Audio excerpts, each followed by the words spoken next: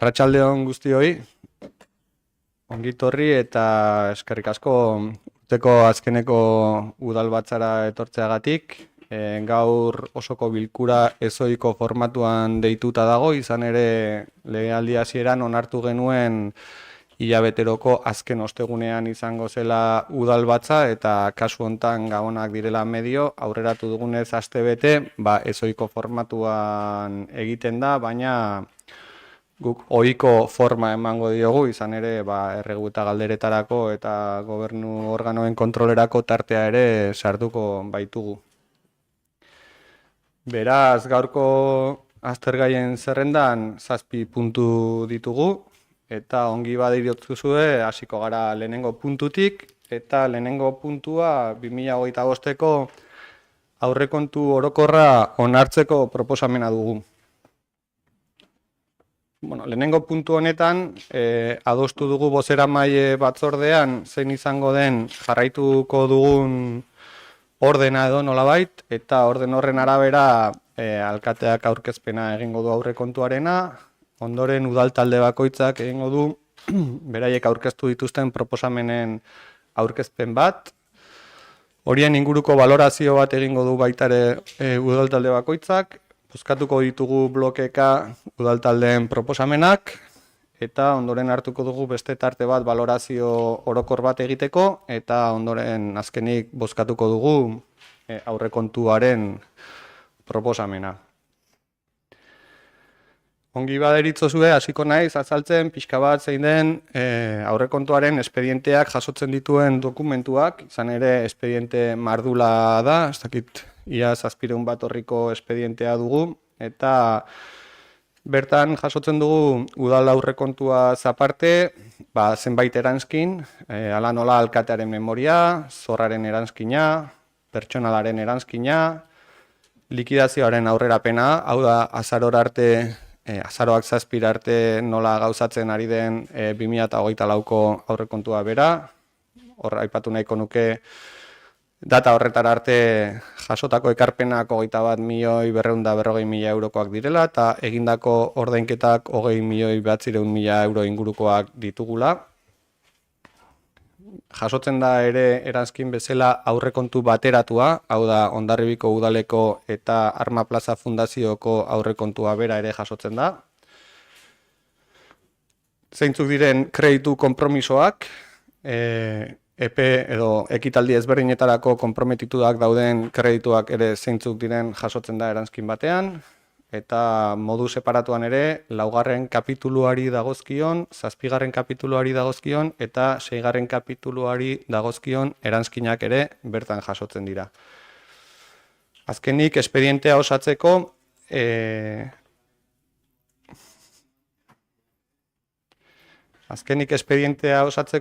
ditugu hainbat udal teknikariren txostenak, hala nona kontu hartzaile jaunaren arau fiskalen txostena badaukagu, bertan adierazten da 0 euroko defizita duela udalak eta ez duela zorpetzerik aurrikusten datorren ekitaldian ere. Kontu hartzaile jaunak ere txosten ekonomiko finantzarioa ere burutu du, bertan adierazten da aurkezten den espediente honek betetzen duela foru arauak ezartzen dituen betebeharrak. Idazkari jaunaren txostena ere badaukagu, non azaltzen den zein den aurrekontua onartzeko jarraitu beharreko prozedura, eta ondoren aurrekontua gauzatzeko araua, aurrekontua gauzatzeko gida ere, Arma Plaza Fundazioaren aurrekontua modu separatuan ere jasotzen da bertan, eta azkenik kontuen batzorde bereziaren diktamina ere jasotzen da ezinbestekoa dena gaurko udalbatza hau burutu ahal izateko. Hau adierazita,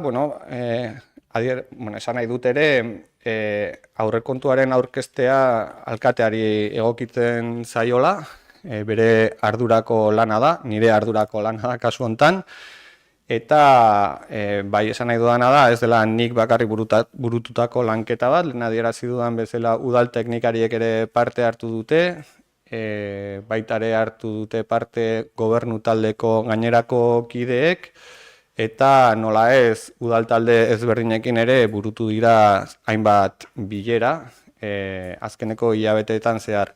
Aurrekontua gauzatzeko lanketa, gutxi gora bera, denok ulertzeko noiztik abiatzen den, uda ezkeroztik, hasten dire lehenengo lanketak aurrekontua burutzeko, eta gaur abenduak 19 gauden honetan, ikusiko duzuen bezala, hilabeteetako lanketa da, lanketa potoloa da, eta lanketa garrantzitsua da, izan ere, datorren ekitaldian burutu ahal izateko burutzeko ditugun proiektu guztiak, ezinbestean aurrekontuan partida bat existitu beharra dauka, eta horregatik da hain garrantzizkoa gaur burutzen dugun udalbatza honetako lehenengo puntuaren jarduna. Sarreratxo hau egin ondoren, sartuko naiz pixka bat zehaztapenetan aurrekontuaren inguruan. 2025ko aurrekontuak erantzuten diote herri baten beharrari, Hondarribiari, Hondarribiko hiriari, 17.000 biztanle ingururekin, eta ia 150 langile dituen egitura bati erantzuten dio, eta baditu zenbait helburu betetzeko herritarren beharrak asetzea, auzoen garapena bultzatzea, garrantzitsua deritzogu ere gardentasuna, honela dirusarrera eta gastuen neurketak argiak izan behar dutela iritzi diogu, eta 3 hilabeteroko likidazio txostenak aurkeztuko dira. Herritarren parte hartzea ere importantea dela deritzogu, eta helburu nahiko berri bat duguna eta nahiko lanketa berria duguna garapen iraunkorreko helburuekin aurrekontuak bat egitea ere bada.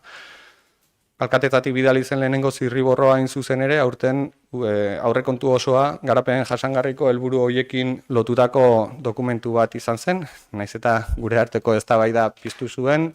Uste dut etorkizunera begirakoan oso garrantzitsua den elementu bat dugula, eta nire asmoa da datozen urteetan, bai kontuen berri emateak eta baita aurrekontuen informazioa ere garapen jasangarrieko helburuekin lotura egitea da.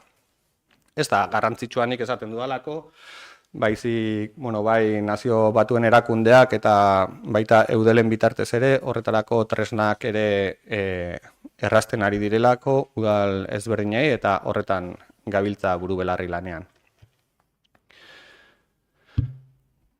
Aurrekontuaren konputo orokorra 34.262.513 eurokoa da, aurreko urtearekin alderatuta 18%ko igoera bat eragiten du, eta kopuruan nolabait esateko 5 milioi eurotik gorako igoera bat ere eragin du. Eta diru iturriak eta gastuak orekatzeko tresna bat ere badaukagu, ez? Ze aurrikusten dugun jasotzea eta zertara bideratuko dugun. Hemen aipatu nahiko nuke diru iturri nagusienak badirela udal finantzaketarako foru funtsa, 15 milioi euro ingurukoa, eta hirigintzatik datozen beste zenbait ekarpen, ala nola hirigintza aprobetxamentuak eta ondasun higiezintzi batzuk, ala nola langilegoari dagokiona 9 milioi eurotik gorako ekarpena daukana, zerbitzu orokorrak direnak 13 milioi euro terditik gorakoa, eta inbertsioi dagokiena ia 6 milioi euroko kopurua eragiten duena. Kapituluka adierazten baldin badugu, hemen ere 4 bloke aipatuko nituzke dirusarrerei dagokionean, transferentzia arruntetatik 16 milioi euroko kopurua jasoko dugula aurre ikusten da, zuzeneko zergetatik ia 8 milioi euroko kopurua, inbertsio realak besteren duta 4 milioi euro terdiko kopurua, eta tasak eta bestelako zergetatik ia 4 milioi euroko kopurua jasoko nuke. Zeintzu dira diru sarrera nagusiak, lehen aipatu ditut bi bloke, baina foru funtsaz aparte, hiri ondasunen gaineko zergatik 5 milioi euro terdiko ekarpena jasotzea aurre ikusten da, hirigintza aprobetxamenduetatik 4 milioi euro terdikoa, banku kontuen interesatatik 350.000 euro jasotzea aurre ikusten da, ibilgailuen aparkamendutik 1.300.000, trakzio mekanikoen ibilgailuen gaineko zergatik 1.250.000, eta hirilurren balio goikutzaren gaineko zergatik beste 1.000.000 euro jasotzea aurrikusten da. Gastuei dagokionean ere lau bloke nagusi ditugu kapituluka behiratzen ditugun horretan. Lehen aipatu dut ondasun arruntak eta zerbitzuetan 13.000.000 euro terdikoa, pertsonal gastuetan 9.000.000 euro terdikoa, inbertsiotan ia 6.000.000 euro lehen esan dudan bezala, eta transferentzia arruntetan 4.000.000 euro terditik gorako ekarpena izatea aurrikusten da. Departamentuz departamentu, batzuk aipatuko ditut behintzat, hirigintza departamentua izango da ekarpen handiena jasotzen duen saila, non 6.000.000 euroko ekarpena izatea aurrikusten den. Gero badaude 4.000.000 euro inguruko 3 sail, idazkaritza orokorra, udaltzaingoa eta gizarte zerbitzuak. 2.000.000 euro terdiren bueltan daude kirolak eta zerbitzu teknikoak. 1.000.000 euro terdiren bueltan gazteria eta hezkuntza, kultura eta jaiak, bide garbiketa eta alkatetza eta harremanak, eta ondoren gainerakoak 1.000.000 eurotik beherakoak dira, bai ingurumena, liburutegia eta artxiboa, turismoa, ekonomia eta enpleguaren sustapena, informatika, garraio publikoa, euskaltegia, euskara, Arma Plaza Fundazioa eta ogasuna, nekazaritza eta horrela jasotzen ditugu hurrenkera horretan. Sartuko naiz zehaztapen batzuetan, langileria gastuak aipatu dut ia 9.000.000 euro pasatxo jasotzen dutela, eta horrek eragiten du aurrekontuaren 28% langileria gastuetan edo langileria gastuetara bideratzen dela, aurreko urtearekin alderatuta 10% igoera bat dauka, eta bereziki, lanpostu berri batzuk izatea aurrikusten dugulako jasotzen da, hau da, zenbait eraikinen irekitzea, espero dut udal honen irekitzea ere ahalbidetuko duen langileria kontratazioa, eta bestalde batetik partaidetza dinamika eta ekintza komunitarioko dinamikarako kontratatu nahi dugun teknikariaren kontratazioak eragiten dute bereziki igoera hau. Eta beste helburu nagusi bat langileari dagokionean izango da lanpostuen egonkortzeari eman nahi diogun bultzada. Orain arte, aurtengo urtean eta aurreko urtean buru belarri aritu gera egonkortze prozesu ezoiko horrekin, eta datorren urtean ohikoak diren kontratazio deialdiak burutu nahi ditugu. Espero dut gutxienez 3 deialdi burutzea 2025. Urtean, eta horrek ere noski beharrezko du bere partida ekonomikoa. Ondasun arruntak eta zerbitzuei dagokionean 7% igoera bat izatea aurrikusten da. Hau da 13.000 euro terdiko ekarpen hori duen kapitulua. Hemen jasotzen dira zerbitzu kontratazioak eta udal funtzionamenduarentzat ezinbestekoak diren zenbait erosketa. Eta hemen jasotzen den igoeraren arrazoi nagusienetakoa, KPI-ak izan duen igoera azkeneko urteetan, oraindik erreflejatzen da gure aurrekontuetan eta gure beharretan. Badakigun bezala obren kosteak asko igo dira alde batetik, bestalde beste zenbait zerbitzu badaude kontratazioa berritu dena eta horren igoera bat ere bertan jaso dela, hala nola lorazaintzako zerbitzuaren kostuaren handitzea bertan jasotzen da. Eta baditugu baita ere hainbat zerbitzu berri eman nahi ditugunak datorren urtean. Hiri autobus garraioa alde batetik eta eguneko unitateak ere beste alde batetik kapitulu honetan txertatuko lirateke.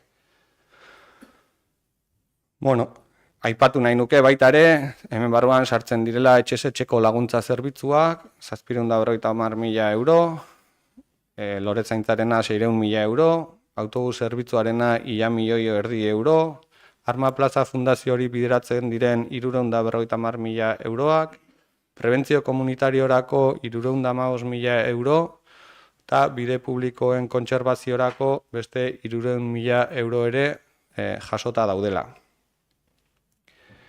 Transferentziak eta diru laguntzei dagokioenean, oroituko duzute aurreko urtean onartu genuela diru laguntzen plan estrategiko berritua, eta bertan jasotzen dire udalak eskaintzen dituen diru laguntza lerro guztiak, bai zuzenekoak direnak eta baita lehia bidez ematen diren horiek ere. Hori jasota dago lehen aipatu dudan eranzkinetako dokumentuan, 4. kapituluko dokumentuan, eta xehatzen da banan-banan zeintzuk diren aurrekontuan jasota dauden diru laguntza guztiak. Bestalde batetik, gero aipatuko ditut batzuk, baina bestalde batetik zer diren transferentziak ere, transferentziak dira beste entitate eta pertsonentzako egiten diren transferentziak, hala nola Bidasoa Bizirikeri, eskualde mailako Bidasoa Bizirik agentziari egiten den transferentzia, Txintzerreri edo mankomunitatera egiten den transferentzia baita ere, eta gizarte zerbitzuen bitartez familiei eta herritarrei laguntzeko ematen diren transferentziak ere kapitulu honen barruan jasotzen da. Beraz, bide garbiketarako 1.200.000 euro jasotzen dira, elkarte gintzarako diru laguntzetara bideratuta 570.000, Bidasoa Bizirikera 556.000, gogoratu hau enpleguaren sustapena eta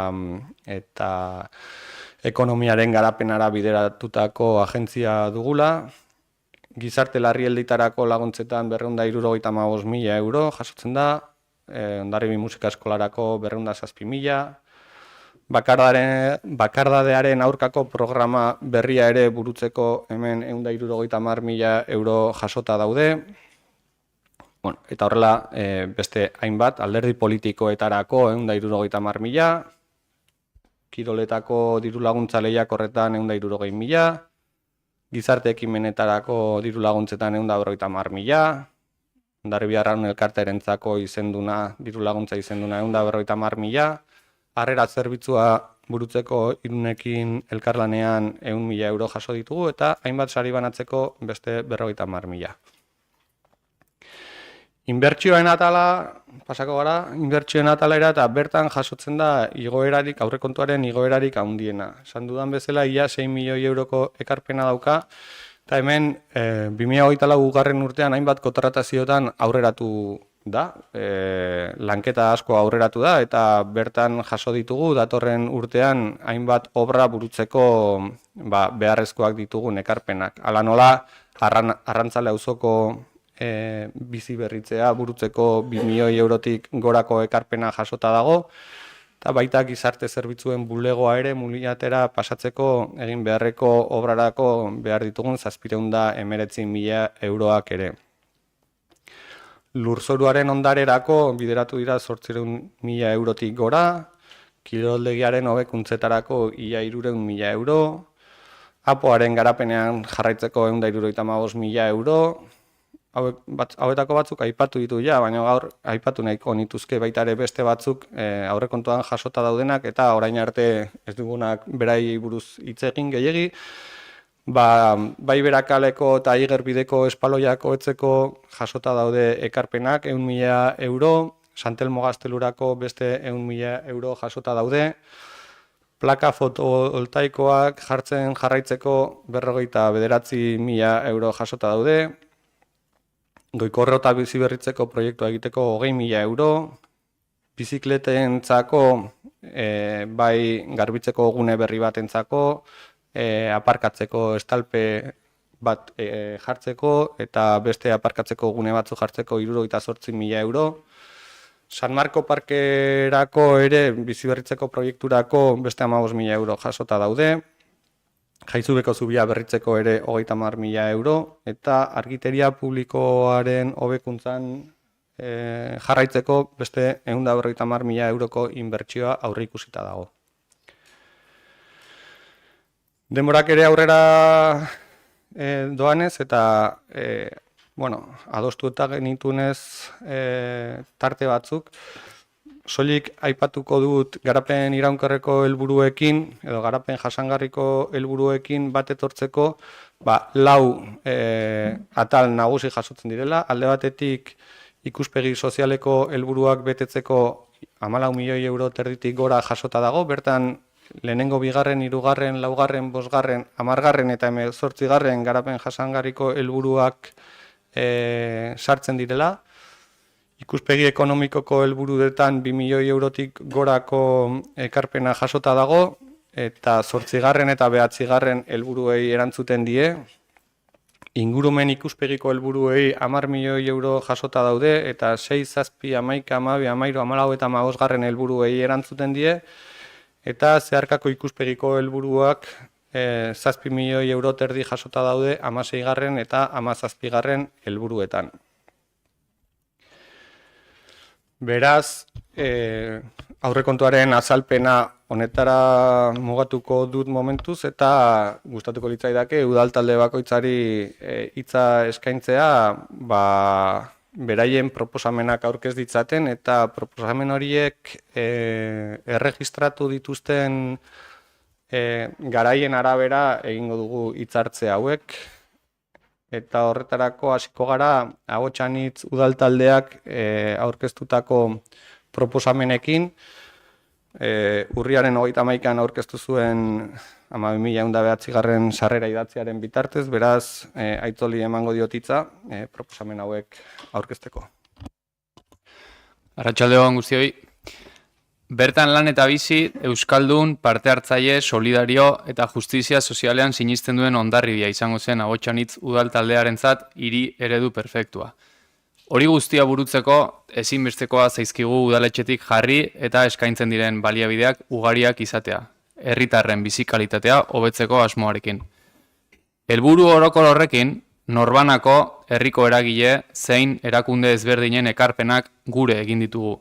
Eta modu horretan osatu dugu 2025erako aurrekontu proposamena. Ahalik eta osotu, zabal eta aberatsen izan daitezen herritarrei eskainiko zaizkien proiektu eta zerbitzu ezberdinak. Guztira 21 proposamen aurkeztu ditugu 2,5 milioi euro ingurukoak, eta orain batzorde edo arlo bakoitzeko zerrendatuko dizkizuet.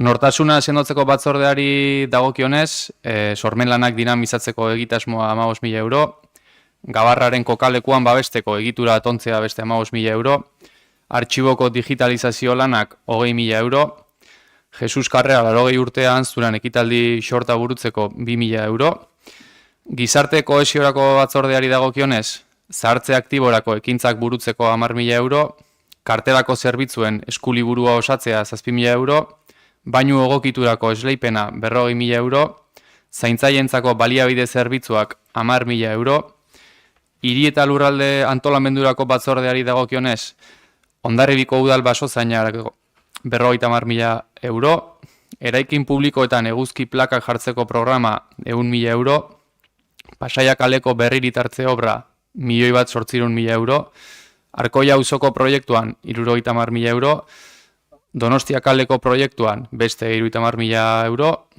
Hondargia proiektuko esku hartzeak 50.000 euro, Txakurrentzako gune baten sortzea 80.000 euro, IT-entzako dirulaguntza lerroa 60.000 euro, igogailua jartzeko dirulaguntza lerroa beste 60.000 euro, helduentzako etxebizitza komunitarioak egiteko proiektua 15.000 euro, eta bizikletentzako aparkaleku estaliak 30.000 euro.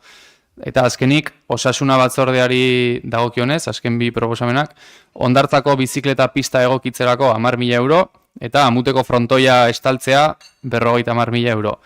Aurretik esan duan bezala, 21 proposamen guztira, 2.564.000 euroko kantitatea dutenak. Eta gure proposamen guztiak behintzat esanda edo zerrendatuta, proposamen hauexek erretiratzen ditugu, aurkeztu zaigun aurrekontuarekin, gehienak behintzat bertan jasotzen direlako. Eskerrik asko. Eskerrik asko Aitzol. Bigarren sarrera egin zuena eta EH Bildu udaltaldea izan zen, azauraren 5eko sarrera 2017 zenbakia duen idatziaren bitartez egindako proposamenak.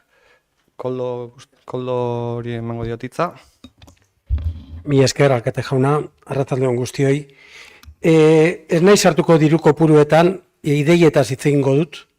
Euskal Herria Bildutik 16 proposamen aurkeztu genituen, eta denen helburua zen Hondarribitarren bizikalitatea hobetzea edo hori eragitea.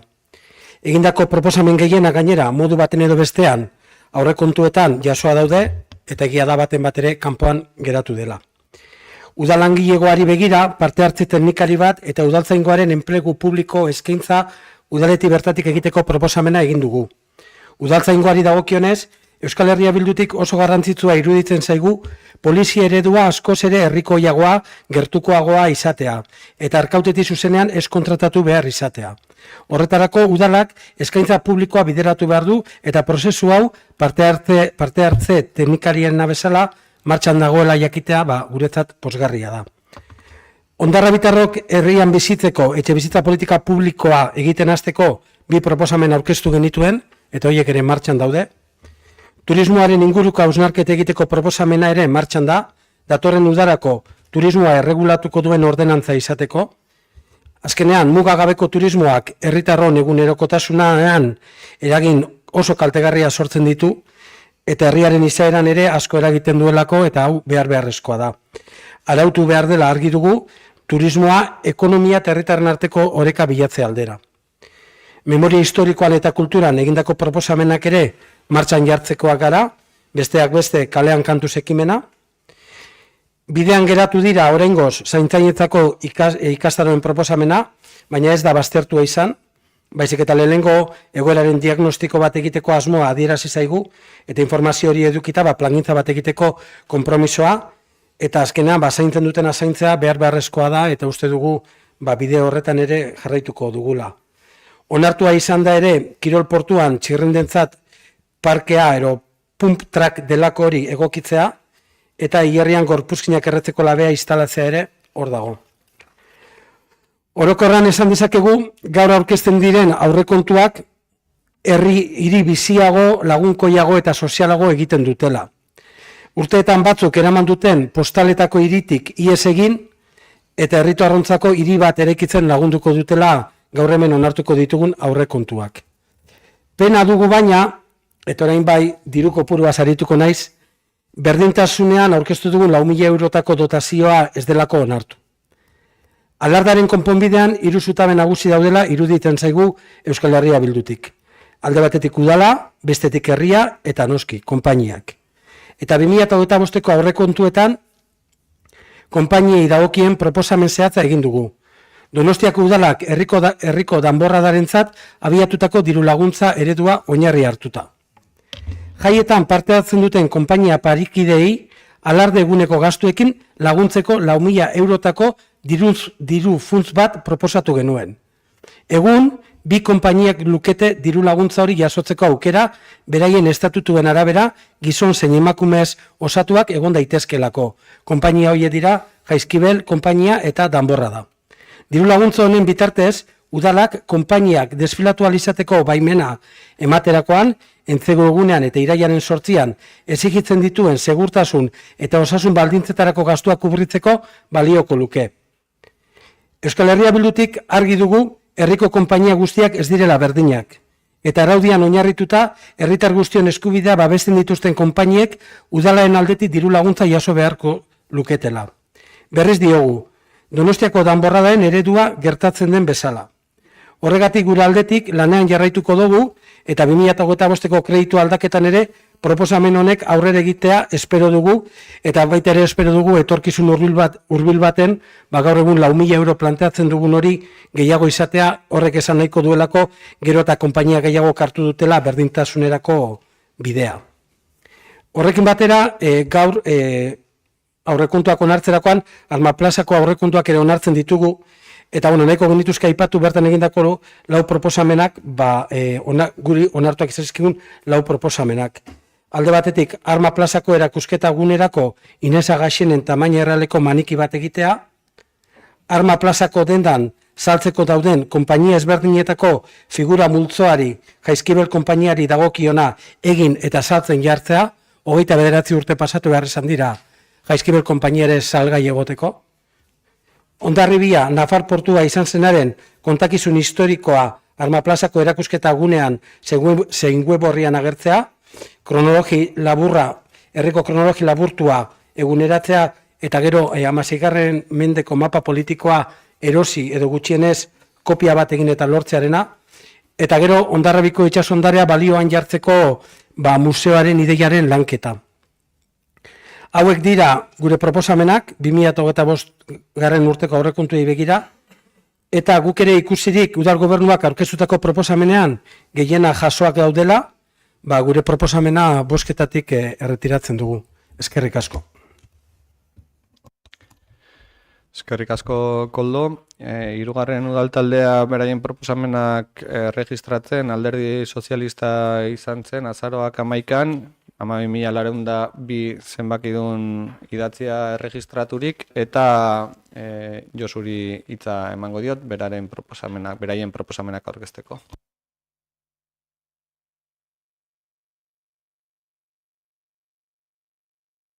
Arratsalde on denori, con Esquerra.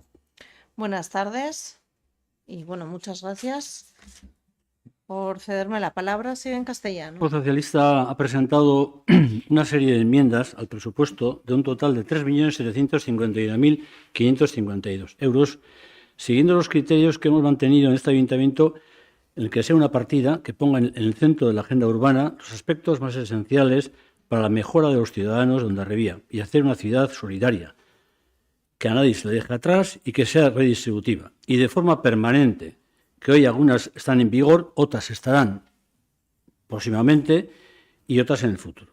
En la propuesta planteada hay algunas coincidencias por haber sido planteada a lo largo de estos años, otras son recientes en modificaciones y al ser coincidentes algunas de ellas. En ese sentido, algunas coincidentes en lo que es en la propuesta, nosotros los vamos a retirar. Las partidas que de alguna forma, nosotros lo que pretendemos es, todas nuestras propuestas van en un sentido de hacer de esta ciudad una ciudad amable, una ciudad en la que podamos vivir y trabajar. El planteamiento de los 3.751.000 euros lo voy a dividir en dos partes. Uno, hay unas partidas que son coincidentes, es decir, por ejemplo, el tema del autobús es coincidente. El autobús, evidentemente, pues es un elemento que yo siempre lo he dicho. Cuando yo llego a este ayuntamiento hace 17 años era una de mis primeras propuestas. El autobús urbano, elemento fundamental. Coincidimos en el tema del planteamiento, por lo tanto, de esta partida nosotros esta propuesta la retiramos. La actualización del estudio de la vivienda, esto parece que, según lo que de alguna forma me han comunicado, cuando estuvimos en la reunión se me dijo que el estudio de la vivienda estaba en trámites, hace un estudio sobre todo el tema de las viviendas vacías en Hondarribia. ¿Cuál era el estudio? Parece ser que había aún problemas, sobre todo el tema de los censos, sobre el tema de los contadores. Yo no sé cómo está en este momento, pero si de alguna forma hay un planteamiento de hacerlo, por nuestra parte lo vamos a retirar.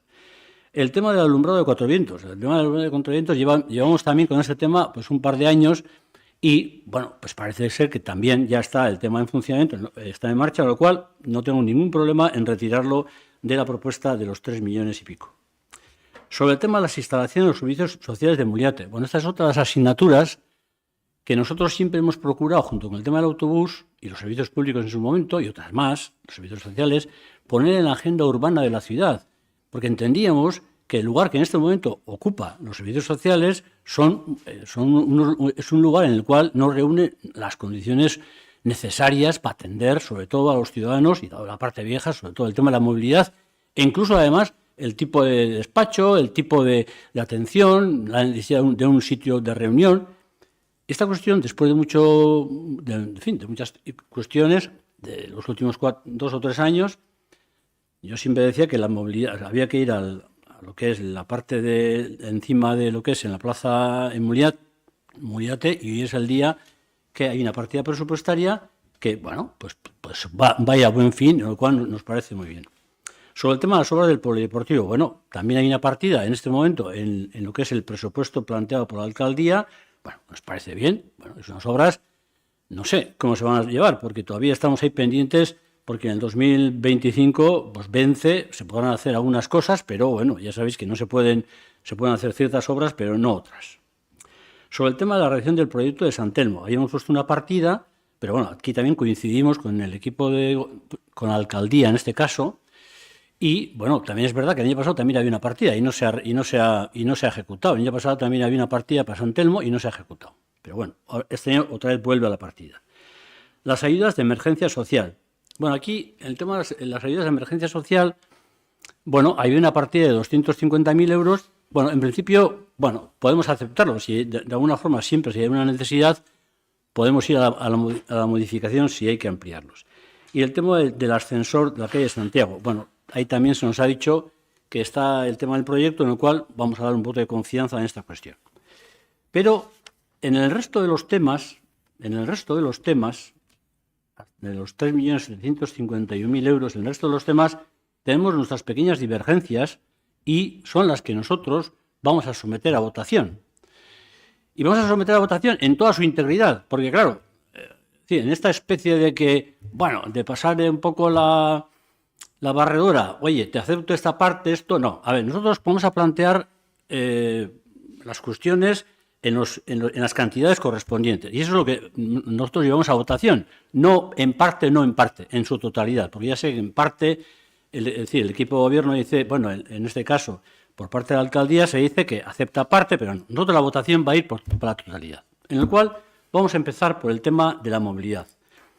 El tema de los aparcamientos. Para nosotros es fundamental empezar con esta cuestión, pero ya vamos con mucho retraso.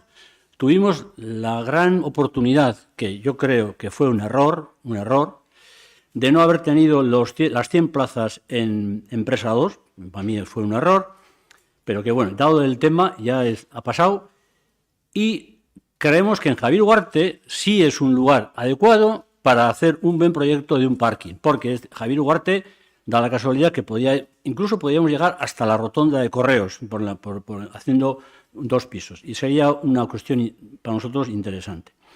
Sobre el tema de parking de autobuses turísticos, no tenemos un parking de autobuses turísticos, pero yo también creo que hay que hacer un estudio, un proyecto en el cual destinamos una partida de 18.150 euros. Sobre el tema de la vivienda, subvenciones para la rehabilitación de Mugondo. Bueno, aquí, no sé si sabéis, aquí hay 5 o 6, yo creo que son 6 bloques de viviendas que tienen un auténtico problema y que en este momento están vallados. Son 56 vecinos que viven vallados y por la cuestión no se está dando una solución inmediata. Yo ya sé que no es fácil el tema y no es una solución, pero ahí está la gente con unas vallas en una situación de inseguridad, cada uno lo vivirá de alguna forma, pero hay gente que lo está pasando muy mal. Y nosotros entendemos que de alguna forma hay que establecer una cantidad, por lo menos para ayudarles en esas ITES que están presentando. Porque ya hay 2 ITES presentadas, una en el 9 y otra en el 5, en el cual el ayuntamiento no ha respondido y creemos que nosotros tenemos que establecer una cantidad para poder, por lo menos, ayudarles en cuanto al tema de las viviendas. Sobre el tema de la compra de vivienda de emergencia, segunda transmisión. A ver, bueno, ya sé que se ha comprado una casa, hace poco se ha comprado por parte del ayuntamiento una vivienda de 3 habitaciones, lo cual me parece muy bien, pero creemos que entendemos que no está mal que cada X tiempo vayamos comprando, y este año seguramente habrá gente que deje la vivienda y nosotros tenemos el derecho al tanteo y retracto, podamos de alguna forma acceder a una más. Esta también es otra de las asignaturas que, junto con el autobús, yo lo planteé hace 17 años, porque hace 17 años en este pueblo no teníamos, los servicios sociales no tenían unas viviendas de emergencia cuando a alguien se le quemaba una casa, cuando había un problema grave, porque se les mandaba a Linchirin. Es decir, la respuesta era no, contratamos una habitación en Linchirin. Yo creo que esta política que se ha estado haciendo estos últimos años, me refiero este y el anterior, y los anteriores equipos de gobierno, yo creo que es una idea acertada. Sobre el tema de las ayudas a Alocavides, no hay ninguna partida. Nosotros ponemos una partida de 50.000 euros. En las anteriores de Mugondo en 200, 190 y en estas 50. ¿Por qué decimos Alocavide? A ver, nosotros tenemos un acuerdo con Alocavide en el sentido de que cuando un ciudadano de Hondarribia quiere contratar con Alocavide y de alguna forma alquilarle al gobierno vasco, nosotros tenemos la obligación de al propietario darle 200 euros. 200 euros cada mes por haber alquilado el piso. No hay partida en el presupuesto, no hay partida en el presupuesto en el cual creemos que, bueno, yo creo que tenemos que establecer la partida y por eso ponemos la partida de 50.000 euros. Sobre el tema del plan parcial, luego las ayudas de alquiler de vivienda. A ver, ayudas de alquiler de vivienda. A ver, yo creo que en este presupuesto no aparece nada de esta cuestión de alquiler de vivienda y me parece bastante preocupante. No aparece nada. Es decir, existen ayudas, por ejemplo, el tema de Gaztelagun. Con el tema de la pandemia hubo ayudas, en ese sentido hubo ayudas que aparecían, sobre todo, incluso cuando, bueno, pues la gente, incluso además, gente que tenía, pues bueno, en la pandemia, incluso que de alguna forma eran trabajadoras que no llegaban a ciertos límites, se les ayudaba. Yo creo que en Hondarribia en este momento tendríamos que hacer un reglamento, como hay en otros sitios, sobre todo para ayudar a los colectivos, no solamente a la gente joven, porque el tema de la gente joven ya tiene Gaztelagun, pero al resto de la gente no tiene ayudas en cuanto al tema del alquiler. Y sabiendo que en este momento en Hondarribia el alquiler está donde está y si alguien puede contratar, porque en este momento me da la sensación de que para alquiler está el tema muy difícil. No se ve en las inmobiliarias demasiadas casas para alquiler, desgraciadamente. Pero en todo caso, si hay alguna, pues está por encima de los 1.000 y muchos trabajadores, sobre todo en el sector de servicios, que necesitan una habitación, incluso habitaciones, pues están con auténticos problemas. Sobre el tema del plan parcial, para el tema de Muliate, para esta partida, nosotros de alguna forma entendíamos que había que destinar 250.000 para el tema de la vivienda, para hacer un reglamento. Y teniendo en cuenta que siempre defendíamos que, bueno, que sabemos que nosotros a unas casas les hacemos un gravamen y de ahí tenemos unos recursos. Sobre el tema del plan parcial, Muliate, dotación, viviendas. Yo creo que en Muliate, con el tema de las normas subsidiarias, sí teníamos que empezar a plantearnos el hacer el Muliate de viviendas. Digo, en Muliate, perdón. Sí, en Muliate, sí. Ahí tenemos un solar que, bueno, que en su día hubo pues la posibilidad de, yo creo que se hizo una licitación, o sea, una oferta, hubo una empresa que de alguna forma hizo una oferta en cuanto a la compra, luego se echó para atrás, y es verdad que tenemos un sitio ahí, pero que también es verdad que, bueno, ahí hay una serie de recargos, sobre todo el tema de la piscina, que, bueno, al final, pues bueno, pues siempre te echa para atrás, pero yo creo que de alguna forma igual tendríamos que buscar la fórmula, negociar con el resto de los propietarios y que este ayuntamiento pudiera hacer algún tipo de viviendas dotacionales o de otro tipo. El tema del plan parcial de Damarri. También destino aquí 100.000 euros. ¿Por qué? Pues porque Damarri, antes siempre se decía que íbamos a hacer viviendas y Damarri también es un sitio estratégico, incluso también para el tema de profundizar en el subsuelo y hacer aparcamientos. Vuelvo a decir, tuvimos una oportunidad perdida. Yo creo que el escenario de la rotonda, más la parte de Eroski, más la parte de Damarri, es un sitio estratégico también muy importante para hacer. Hay un parking en condiciones. Yo creo que esta propuesta, además, en su día lo apoyamos muchos partidos, en los cuales incluso H. Bildu estaba de acuerdo, donde estaba, yo creo que era uno de un concejal de H. Bildu, el hermano del bibliotecario, que, bueno, de alguna forma lo apoyaba. Me refiero el hermano de Cote, ¿no? Esta izan azun, Carlosen. Eta bea oso zaudon saiatu hortan, ezta? Eta nik uste dut interesantea eta gaina arrazoia zeukala. Eta nik uste dut hori hor dago. En el tema empresa municipal, vivienda, a ver. Este es un tema, para mí, también estratégico. Y digo estratégico de agenda urbana. Es decir, en este momento hay auténticos problemas de vivienda. Es decir, el tema de la vivienda en este momento en Hondarribia es estratégicamente el primer problema para la gente, no solamente para la gente joven, sino para la gente mayor, que de alguna forma se les cancela lo que es la hipoteca, o sea, lo que es el alquiler, y a los 4 años está temblando a ver dónde puede ir, porque al final, pues bueno, aquí desde luego lo tiene crudo, y gente que de alguna forma son hondarribitarras y que están de alquiler, cada 4 años a temblar, y eso es así. Entonces, yo aquí, en su día, apostaba porque Hondarribia-Lance fuera un proyecto, quitarle a Hondarribia-Lance todas las cuestiones referidas al tema del polideportivo, pero quedarnos con la otra parte, lo que es la sociedad. Bueno, no ha sido posible, el equipo de gobierno se obcecó, el tema se ha cerrado, pero yo creo que es el momento porque en muchos ayuntamientos este asunto está a ese nivel. hay otra opción, que es el tema de municipalizar los servicios, de hacer un servicio municipal, pero bueno, yo creo que desde el punto de vista como empresa podría ser. Y luego, además, ¿para qué es esto? No solamente para el tema de hacer vivienda nueva, que luego con el tema del plan general va a ser necesario, sino también para hablar de incluso los nuevos problemas que están surgiendo. Hoy los jóvenes comparten piso y familias comparten piso. Trabajadoras que vienen y trabajadores que vienen a Hondarribia, por ejemplo, o que están en la zona para el tema para trabajar pues, en lo que es el servicio de turismo, no tienen sitio y hay un problema habitacional.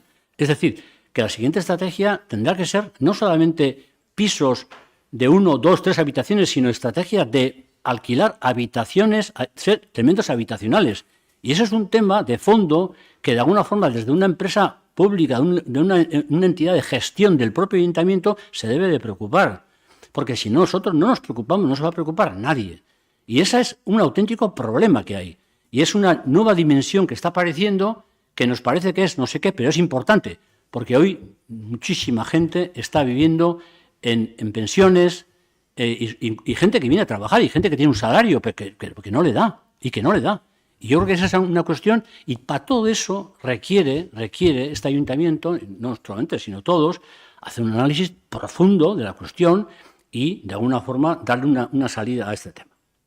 Sobre el tema del bono denda, bueno, yo celebro que se haya ahí un acuerdo, que haya ahí unos bonos que se han sacado, me parece muy bien, y creo que para el año que viene pues también tenemos que tener pues la cuestión de que destinarle una cantidad sobre todo para el tema del comercio porque pues ayuda, porque yo creo que el comercio también es importante en Hondarribia.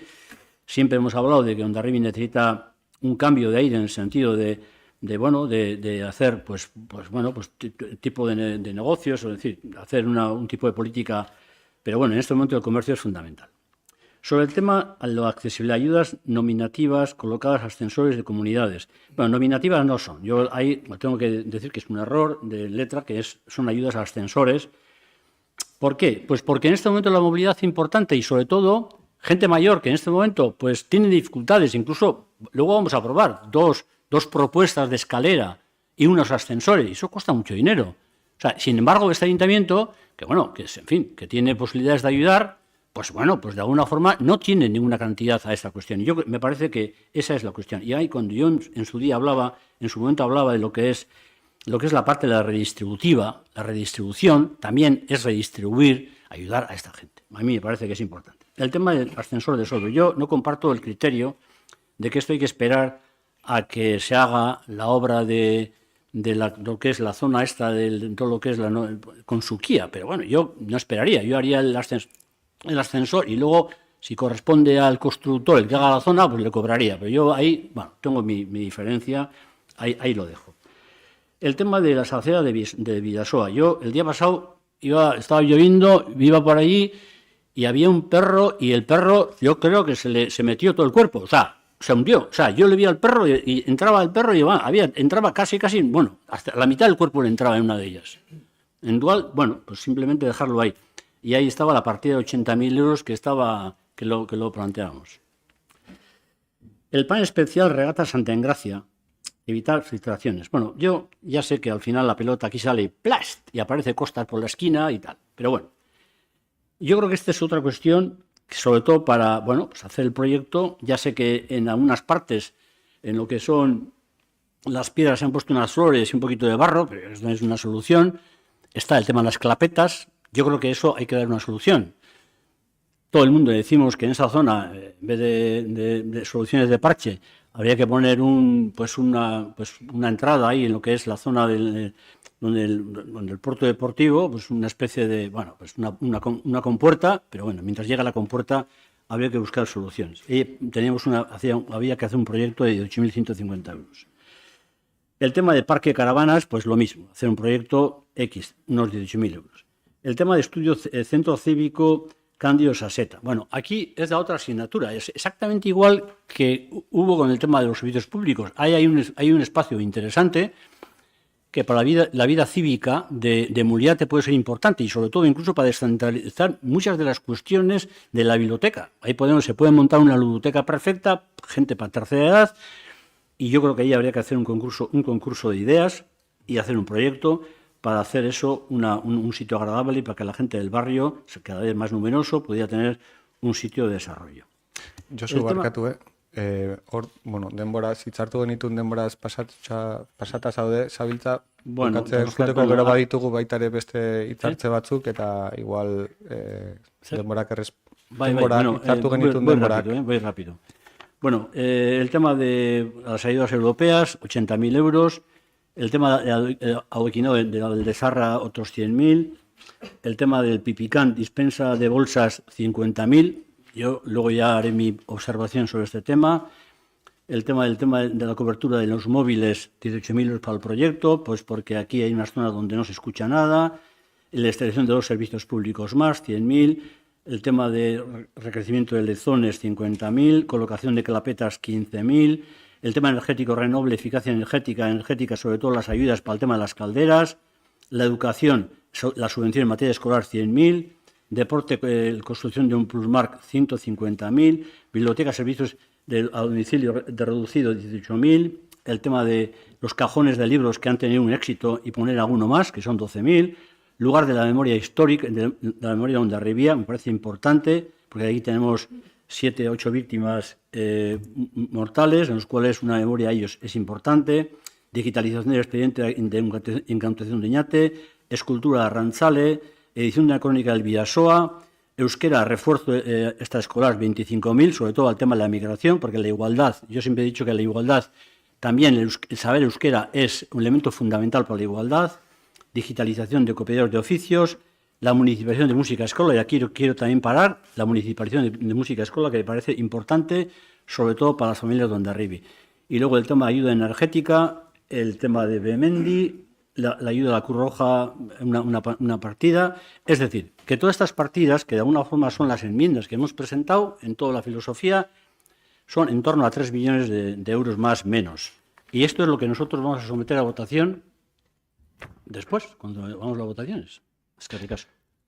Mi esker, Josu, ondorengo udaltaldea sarrera egin zuena beraren proposamenarena Alderdi Jeltzalea izan zen, azaroaren 15ean, 1606 sarrera idatzia zuen dokumentua aurkeztuta, eta hitza emango diot Gonzalori uste dut. Gonzalo, zure da hitza. Talde lan ingo dugu, aurkezpena hontan, Kalixa hasikoa, gero Alaitz, gero Ainoa, gero Alaitz, gero Txalo, Ander eta Kalixa bukatuko berriro. Osake talde lanean hasiko gara, zuen baimenarekin, eta bakoitza beharloko gaiak ingo ditu, bale? Oso ondo iruditzen zait, bai? Bai, arratsaldeon guztioi. Bueno, guk aurkeztu ditugu 40 zuzenketa, 40 proposamen, 4 milioi inguruko proposamenak dira. Gure programan dauden zenbait proiektu, zenbait ekintza, arlo eta baita ere elkarteetikan, herritarretikan, jaso ditugun proposamen batzuk edo eskaera batzuk.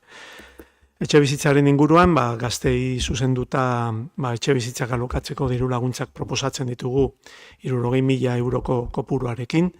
Mugikortasunaren arloan, Javier Ugarteko aparkalekuaren inguruko proiektua enkargutzeko 150.000 euroko kopuruarekin.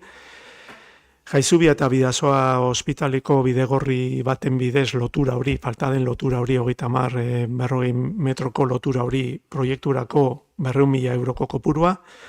Irunekin batera, bizikleta parke bat lantzeko edo osatzeko beste proposamen bat genuen daukagu 40.000 eurokoa. Bizikletentzako aparkaleku estali bat jartzeko Portu auzoan 60.000ko kopurua planteatzen dugu. Etorkizunean edo, hurrengo urtean hala bada, eta gaur plenoan ere bai beste puntu bat daukagu, hiribusaren inguruko proiektuaren inguruan, hor planteatzen dugu geltokiak egokitzea 40.000 euroko kopuruarekin. Sabino Aranako autobus geltokirako beste markezina bat jartzeko 18.000ko kopurua planteatzen dugu. eta ikastetxetako ibilbide segurua gure ikasleentzat, gure aurrentzat beharrezkoak ikusten ditugu segurtasun aldetikan bizikleta edo oinez joateko bide seguruak proiekturako 60.000 euroko kopurua jartzen dugu.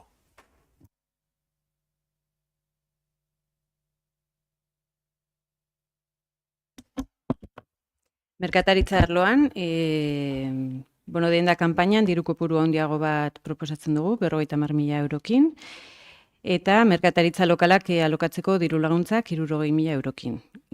Gero lehen sektorearen arloan, azokarako leku finko bat sortzeko 100.000 euro.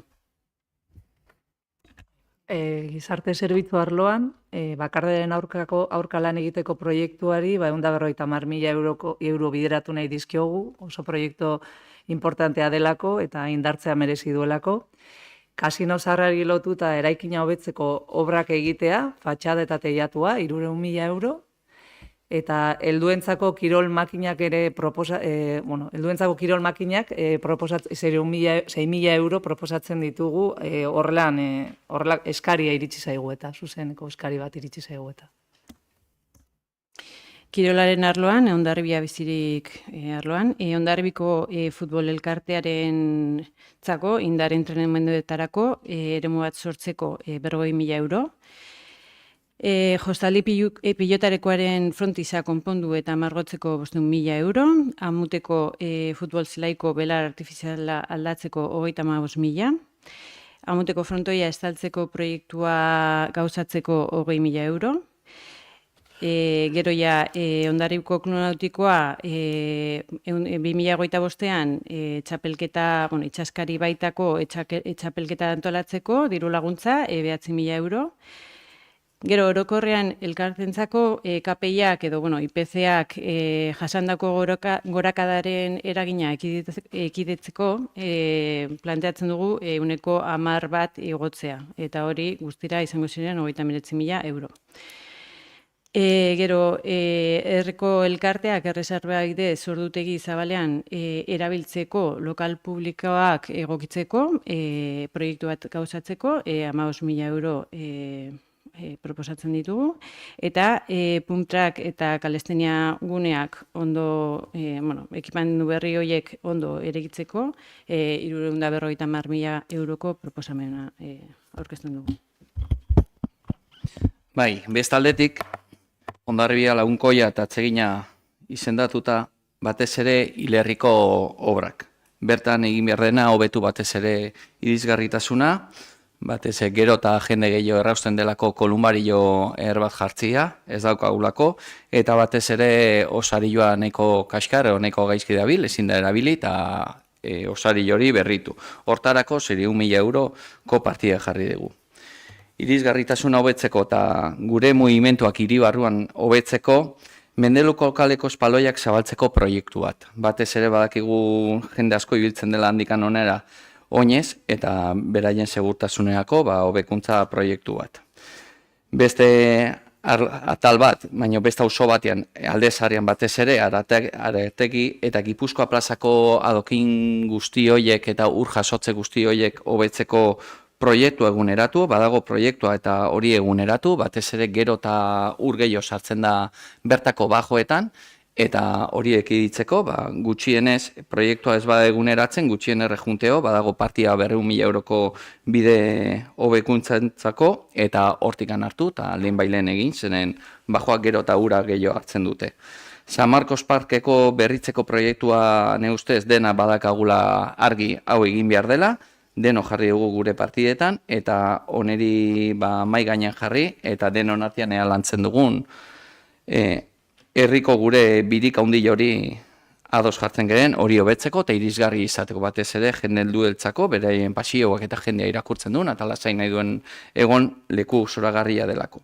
Eta gero gatoz batez ere, gure espartzimendu leku politena, berezina, eta unkigarriena guretzat Hondarribian batez ere Guadalupe. Eta bertan, aparkalekuak eta santutegiko inguru guztiak inbarri etxukundu. Badaki gune batzuk udal guneak dira, beste gune batzuk elizarena dire, eta ne ustez konbenio baten bitartez alde gula leku guzti horiek ederki jarri, eta horretarako azteko 50.000 euroko partida bat. Eta gero, ja daramagu denbora kantina tabernari gabe, eta orain ja itxi duten justiz kantina berriro, gune horretan ez dakagu non zerbait hartu. Eta horretarako, badaude beste herri desberdinetan, proiektu prefabrikatu txukun batzuekin aldie gauz politak egin, gainen jarrita, fosa septika bat ura jasotzeko eta ura hornidura orgoian ez dago arazoikan, eta horretarako proiektu bat egin 60.000 eurokoa.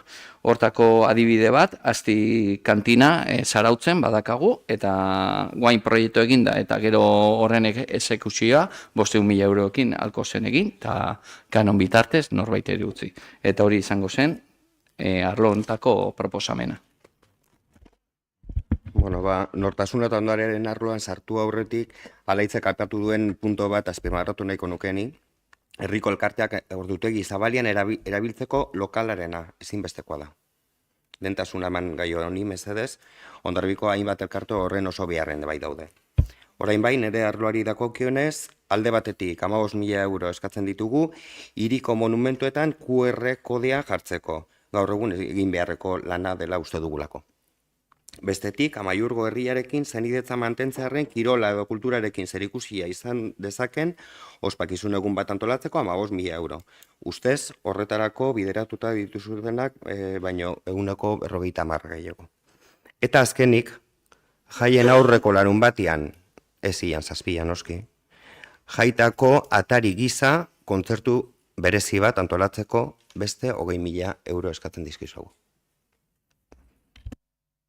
Vale, nik bukatzeko ja bi arlo ezberdinetan, ingurumen eta jasangarritasunaren inguruan, hor bi partida energia sustatzeko, udal eraikinen energia auditoritza bat egiteko 30.000 euroko kopurua, eta bestetik eguzki plaka jartzeko 200.000 euroko kopurua eskatzen dugu.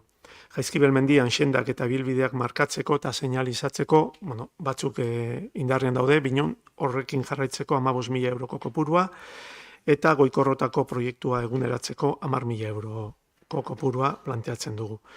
Udaletxea modernizatzeko, alde batetik udaltzaingoaren 6 plazako bulegoak berritzeko proiektua gehi obra, 150.000 euroko kopurua, eta bideosistemak eta kontrol digitalerako 300.000 euroko kopuru bat planteatzen dugu. Idazkaritzan lehenengo solairuko berritzeko proiektua eta obra 150.000 euroko kopurua, etorkizuneko baz berria obra bukatzeko 50.000 euro, eta elkarteak askotan batzordetan eta zenbait bileretan aipatutako gaur egun administrazioarekin harremanetarako kirol elkarteentzat edo kirol edo kultur elkarteentzat bitartikaren lanak egiteko zerbitzu bat jartzea, kirol elkarte hoiei edo kultur elkarte hoiei laguntzeko 20.000 euroko kopuru. Aipatu dudan bezala zileran 40 zuzenketa edo 40 proposamen aurkeztu ditugu, 4 milioi euroko gutxi gora berako. Eskerrik asko. Bai, eskerrik asko talde lanari, eta ondoren ongi iruditzen bazaizue egingo dugu aurkeztutako proposamenen balorazio bat udal talde bakoitzarena, eta adostu genuen bezala talde txikienetik handienera egingo dugu, beraz EH Bilduri emango diot hitza, Koldo, uste dut hartuko duzula ez? Bai, aurrera. Eskerrik asko alkate jauna. Alderdi ezberdinen proposamenak azterturik, argi dago zenbat oinarritan bat egiten dugula denok, etxe bizitzaren gaian adibidez, eta gero ia gehienak zaintza mugikortasunaren beharre ezberdinetan, txirrinda parkea, kirol parkeko txirrinda parke horretan. Bereziki aipatu nahiko genuke PS eta EAJak egindako proposamen asko gobernu taldearen agintaldi planan jasotako egitasmoekin oso lerrokatuak daudela. Eta gobernu taldeak aurkeztutako aurrekontuak gobernu plana bideratuak daudenez, PSeren 53 proposamenetik 23 onartuak izatea, 153, oker ez banago, eta EAJaren 40 proposamenetik 18 onartuak izatea, 155, oker ez banago, aipagarriak eta pozgarriak direla. Deigarri egiten zaigu EAJak aurkeztutako proposamenen zerrenda luzea, 40 proposamen. Eta proposamen horien artean, egotea besteak beste beraiek 2021erako egin eduki behar zituzten lan batzuk. Zein da lan hori, udal eraikinen energia auditoretza. Eta berdina gertatzen da, zuen zerrenda ikusita, eroseinek ulertuko luke, edo pentsatuko luke, azken urteetan oposizioan egon zaretela. Zer erakusten du? Erakusten duena azkenean, azken urteetan gobernatzerakoan erakusten zuen arduragabekeria. Eta hori da demostratzen dena. Lege aldi honetako bigarren aurrekontuak izanik, pozgarria da ikustea alderdi ezberdinen zenbait proposamen onartuak izateaz gain, dagoeneko martxan daudenaren erantzuna jaso izana, kaso hauetan bezala, herri mailako autobusa, eguzki panela jartzea, Euskaran Harrera programa, etxe bizitza dutzen diagnostikoa, IR-aren kudeak eta integrala, zaintzaren beharren diagnostikoa, bizikletantzako aparkalekua, udaltzaingoaren kontratazio udaletik egitearena desarkauteko zerrendetara jotzea. Hau da, erakusten du udala martxan dagoela, eta ez da onartuko dugu eta gero ikusiko dugu egiten den edo ez. Onartzen dugu eta egiten dugu. Eta hori da erakusten duena udal gobernuenek, eta hori da aurrekontuetan jasotzen dena. Beste barik. Eskerrik asko, Koldo. Ondoren hitza alderdi sozialistarena, ez duzu hartuko? Igual lehen erabili dituzu bi txaldetako eta denbora baina... Daukat, bi horri irakurtzeko bukaeran, eta ingoetena da, 10 amabost hartu. Lehen 15ean 22 erabili dituzu, ez banago oker, eta igual... Ni balorazio inguruan ez daukat zer esateko. Osondo, txanda pasa ingo du alderdi sozialistak, urrengo taldea alderdi jeltzalea, ez dakit nork hartuko duen hitza taldean ere edo... Gonzalo, zuk? Aurrera. Bueno, ikusirik balorazioetan, ne ustez ez geha sartu beharrikan, bai Bildu eta botzan hitzein dituzten proposamenak dielako, batez ere gure aurrekontu proiektu baino lehenako dielako, eta beraien aurrekontutan sartuta daude. Gero bai nahiko nuke, PSren proposamenetan, zuzenketa partzaletan, argi daukagu, urtetan egon zehatela olako proposamenak egiten eta zuzenketak egiten, askotan gure aurrekontutan, udal aurrekontutan onartuk izan diela, etxe bizitzarekin lotura dazkatenako, arlo sozialetan lotuta dazkatenako, autobusa bengoz zuen eskakizun urtetan egon dena, eta patxal eta urratz aurrera di joan horretan, eta ere begi honez ikusten ditugu. Eta gero gure proposamenak ez ditugu mai gainean jartzea, baina bai nahiko nuke Koldori erantzun, batez ere nik ezakin on bizi zaren, badakit Hondarribian zerela bizi, baina batez ere gure programatako batez ere partidak dire. Gure programa irakurtzen baldin badituzu, argi ikusten da, hor daudela zerrendatuak gai guztiak, bat edo bestia, eta gustatuko liditzaiake gutxienez errespetuz hartzia gai guzti horiek. Eta zertan egon geren, zen zuek egon zaete, guain da mazute, 2 urte gobernuan, eta gauzak ikusten diren nola kostata lanpernak aurrera egiten diren. Eta kostata lanpernak aurrera egiten diren, baina ari zatenak egiten da EAJaren proiektu guztiak aurrera ematen. Eta orduan gustatuko, da nere txanda, barkatu, bale? Gutxienez errespetua, hori azten zaizue askotan.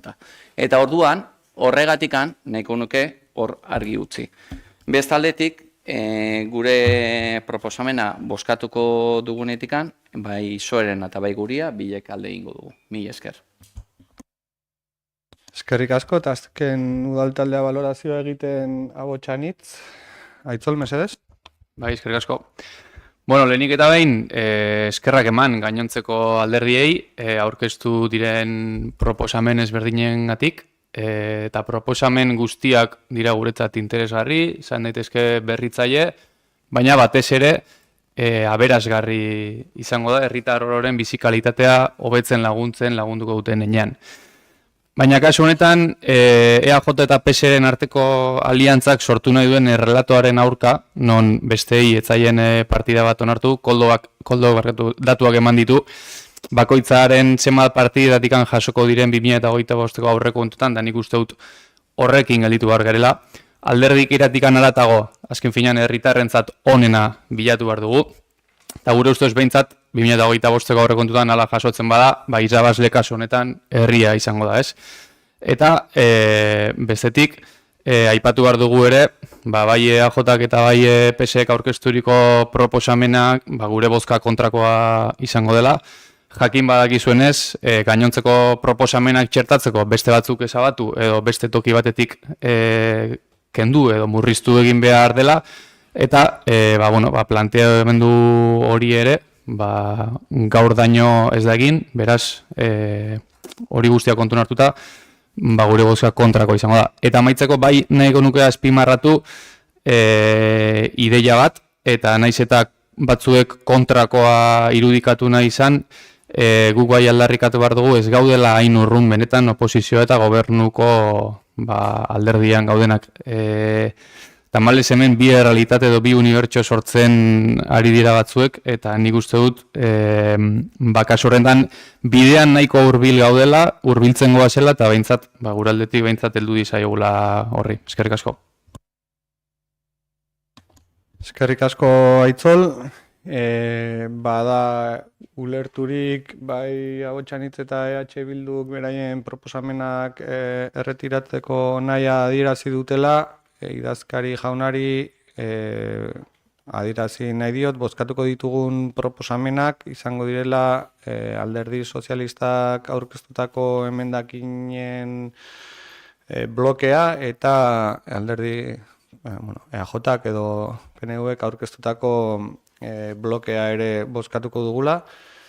Hemen, kontutan hartu, argipen bat eman nahi nuke, izan ere jasota daudelen Josuk aipatu duen bezala kopuruak, proiektuak dira, ez? 150 proiektu aurkeztu dira, 60 daude onartuak, ez beti kopuru berdinetan, baina blokeka bozkatuko dugu, batzutan handiagoa direlako aurrekontuan jasotakoa proposatutakoa baino, eta bestetan txikiagoa, baina blokeka bozkatuko dugu ados. Beraz, alderdi sozialistak aurkeztutako proposamenen 12.402 sarrera erregistro bitartez aurkeztutako proposamenen aldeko bozka, kontrakoa, ez da aurrera atera, eta EAJak aurkeztutako proposamenen aldeko bozka, aurkakoa, ez dira aurrera atera, aurrekontuan jasota ez daudenak behintzat.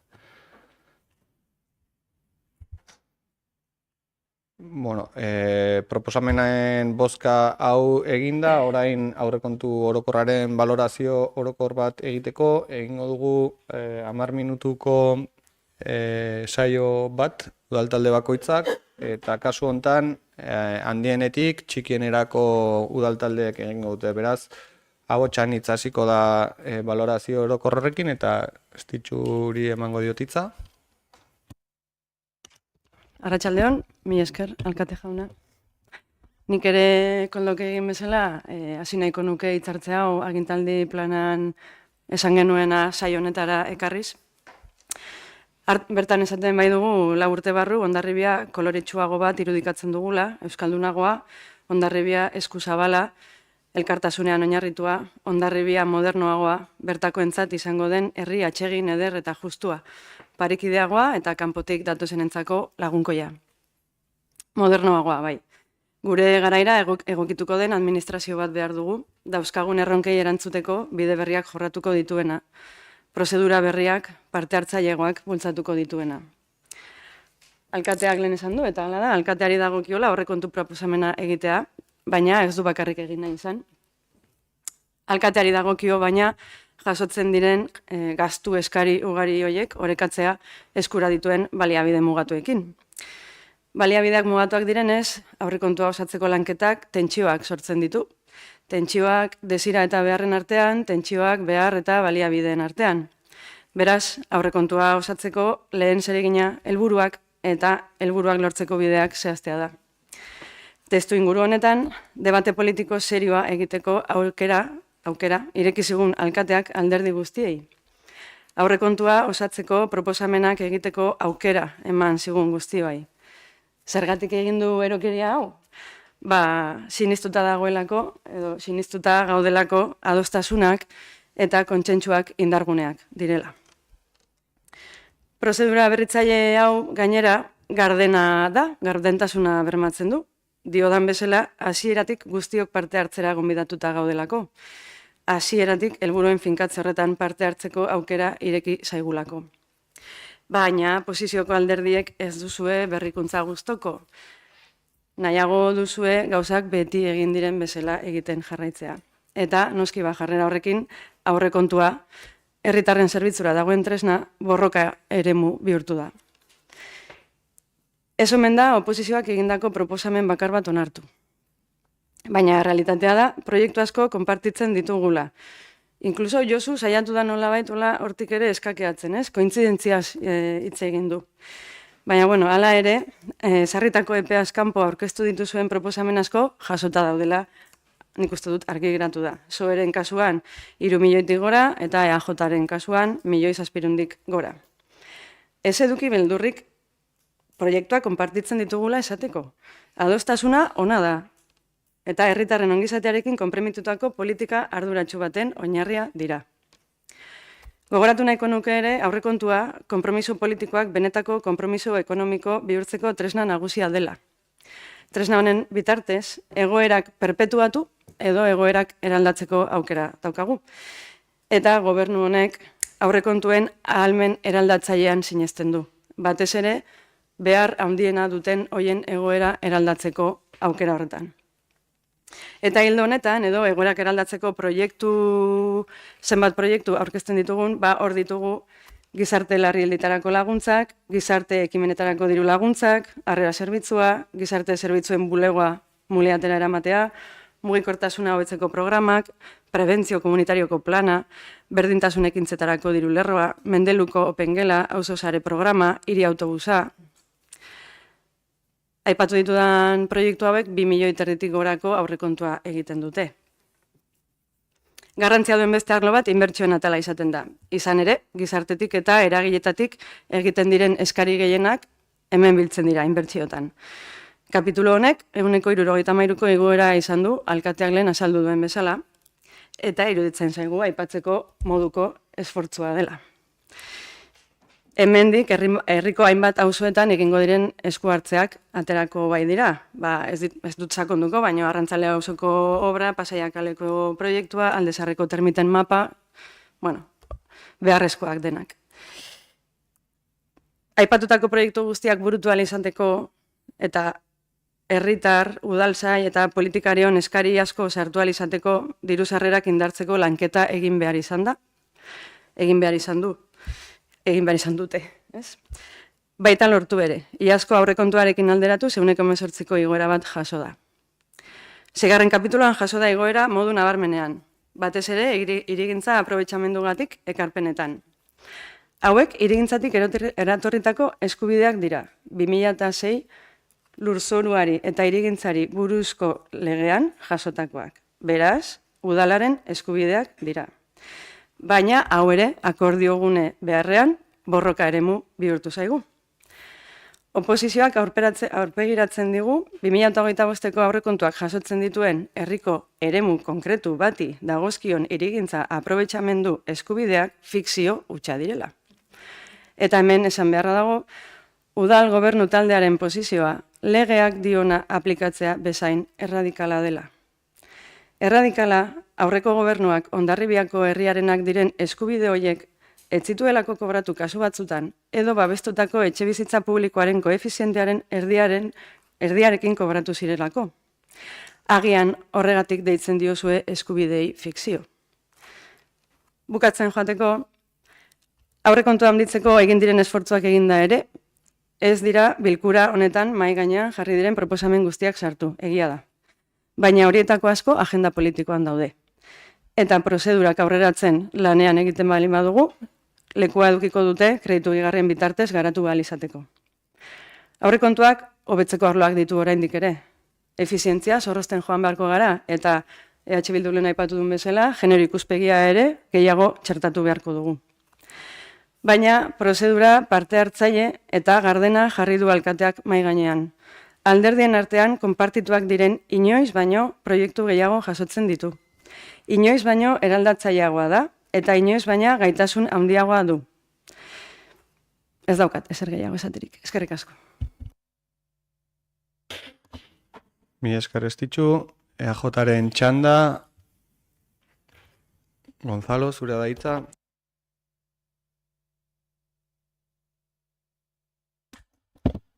Mi esker. El presupuesto para el año 2025 será el mayor de la historia de Hondarribia. Contiene proyectos muy positivos y con los que estamos de acuerdo, por supuesto. No puede ser de otra manera, teniendo en cuenta que algunos proyectos importantes los pusimos en marcha nosotros y el próximo año, si todo va bien, se van a ejecutar. Entre ellos están la reurbanización de Arrantzal-Auzoa, cuyo proyecto encargamos hace unos años ya. El traslado de las oficinas de servicios sociales y prevención comunitaria a Muliate, donde se pueden ofrecer los servicios en un lugar accesible. La puesta en marcha del servicio de autobús urbano, en el que todos los partidos estamos de acuerdo en poner en marcha. O la actuación y la mejora del Parque de San Marcos, para que resulte más accesible.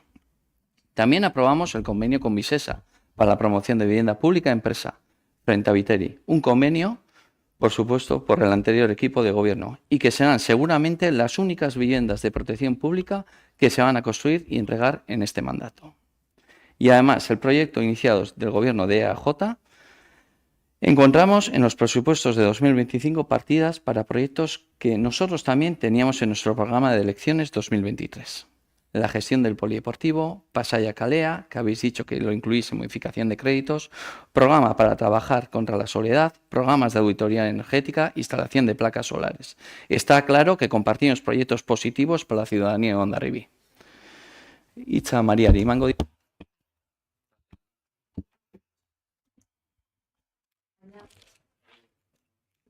Eskerrik asko. Baina hainbat gauzekin ezin gara ados egon.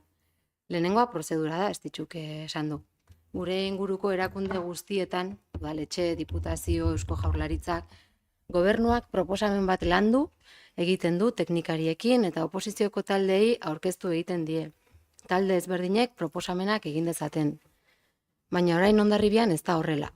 Hondarribian gobernuak beste udal taldei eskatzen digu proposamenak egitea, gobernuaren proposamena ezagutu baino lehen.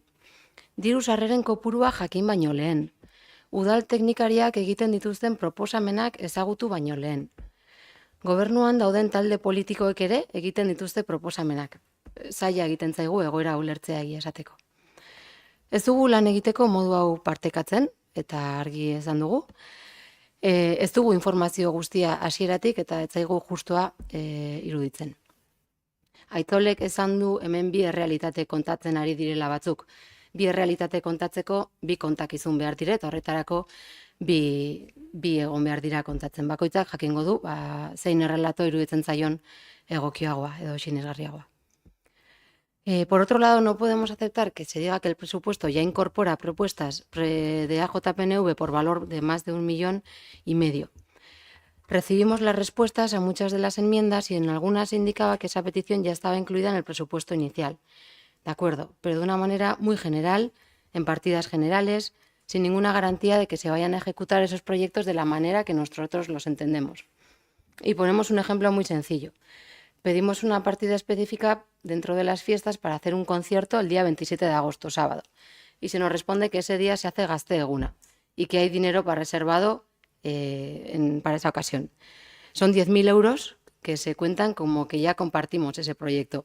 Nosotros no lo entendemos así, porque eso no es lo que hemos pedido. Si dentro de ese 1,5 millones están esos 10.000 euros y ese es el procedimiento con el que se ha entendido los proyectos que compartimos, nosotros no estamos de acuerdo con esa afirmación. No se ha incorporado al presupuesto que hoy presentáis ninguna propuesta nueva de los grupos de oposición. Ninguna propuesta nueva.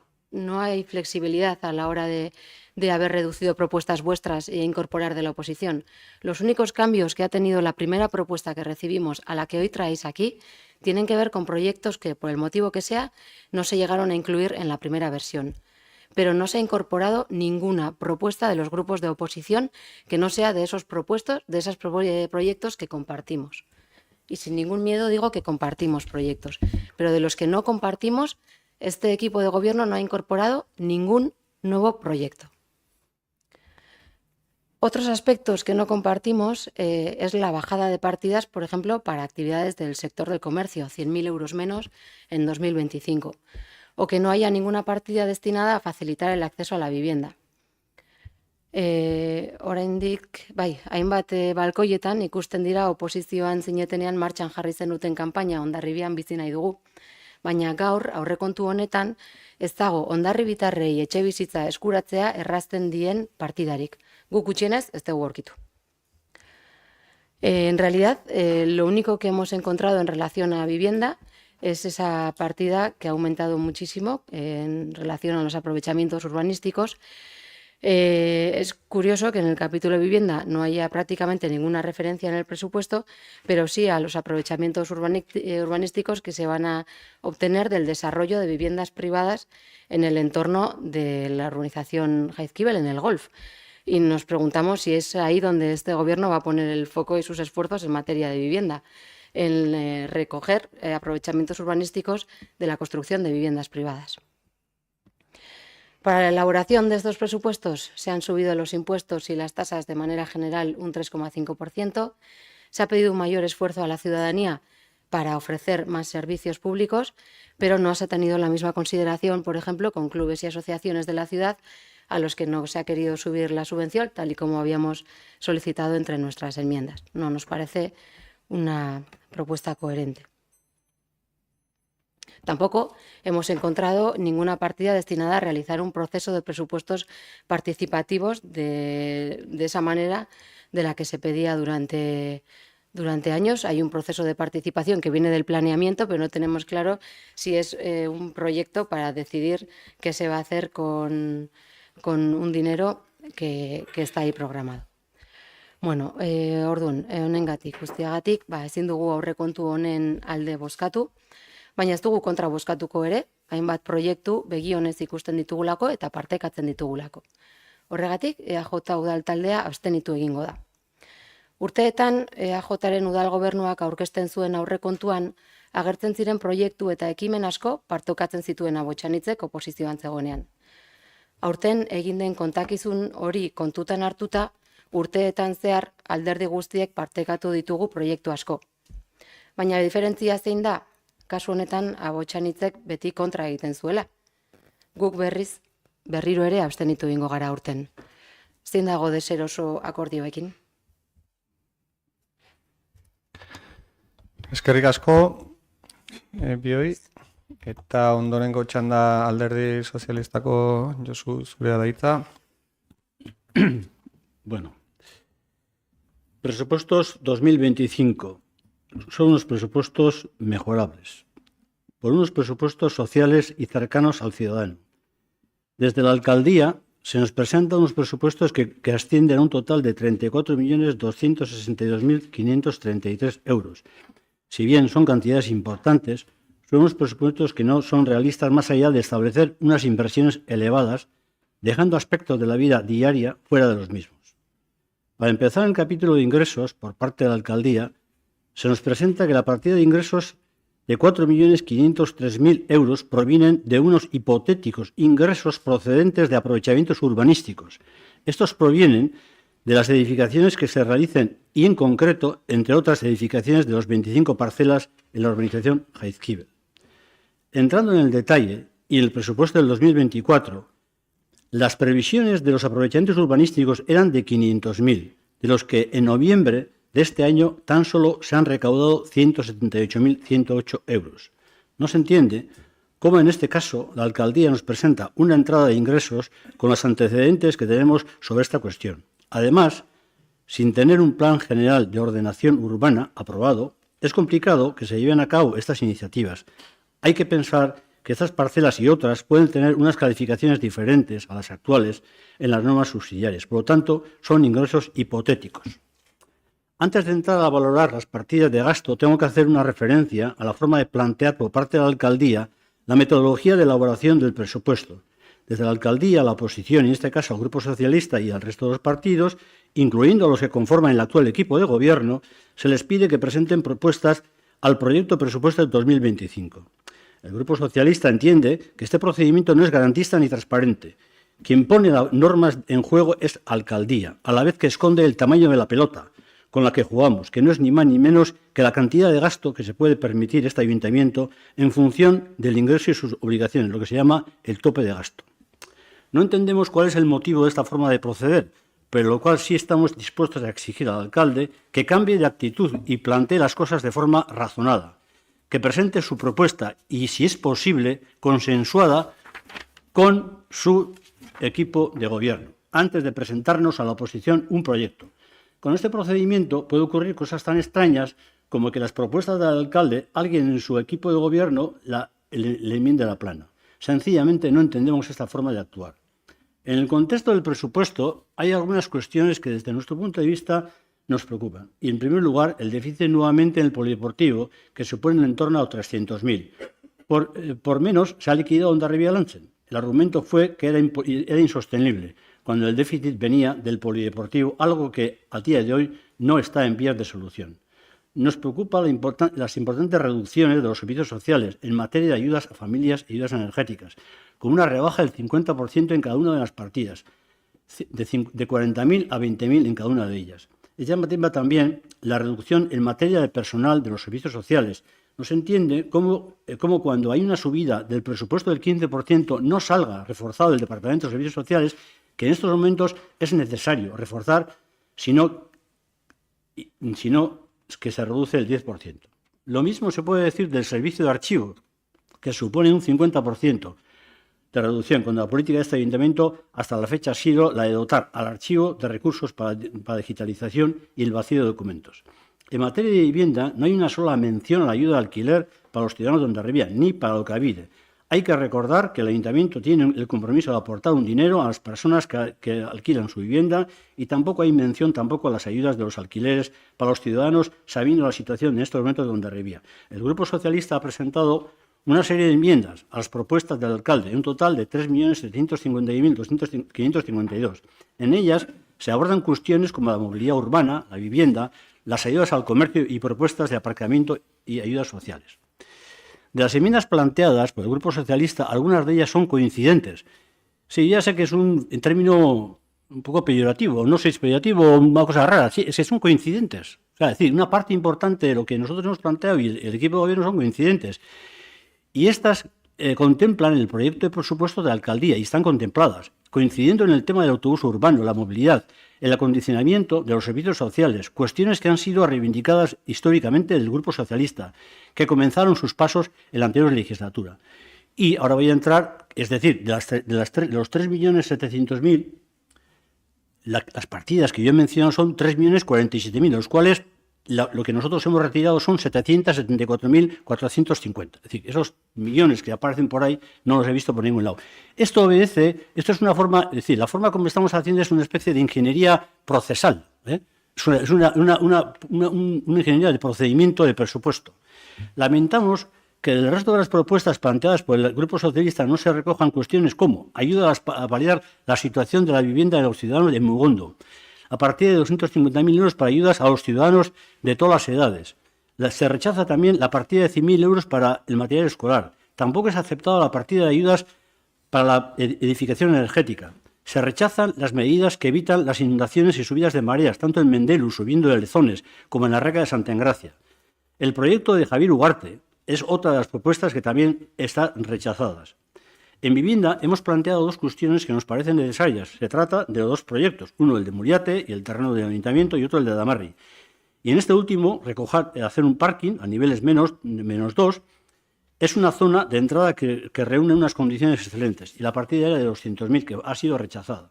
Somos partidarios de crear una empresa pública de vivienda con el control municipal, tal y como tiene varios municipios, que facilite desde una posición autónoma la construcción de vivienda pública en Hondarribia. Tendría la función, además, de facilitar el acceso a la vivienda a los ciudadanos, facilitar la información de todo lo relacionado a las ayudas para la regeneración de vivienda, llevar a cabo políticas sociales que permitan el alquiler habitacional a los ciudadanos que necesiten esos servicios.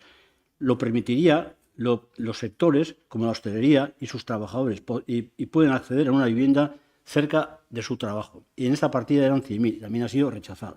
Queremos llevar adelante la consolidación de Música Escola como un proyecto municipal y retomar los trabajos realizados en la anterior legislatura que permita que los ciudadanos de Hondarribia tengan una escuela municipal de música, para lo que proponíamos una partida de 100.000 euros.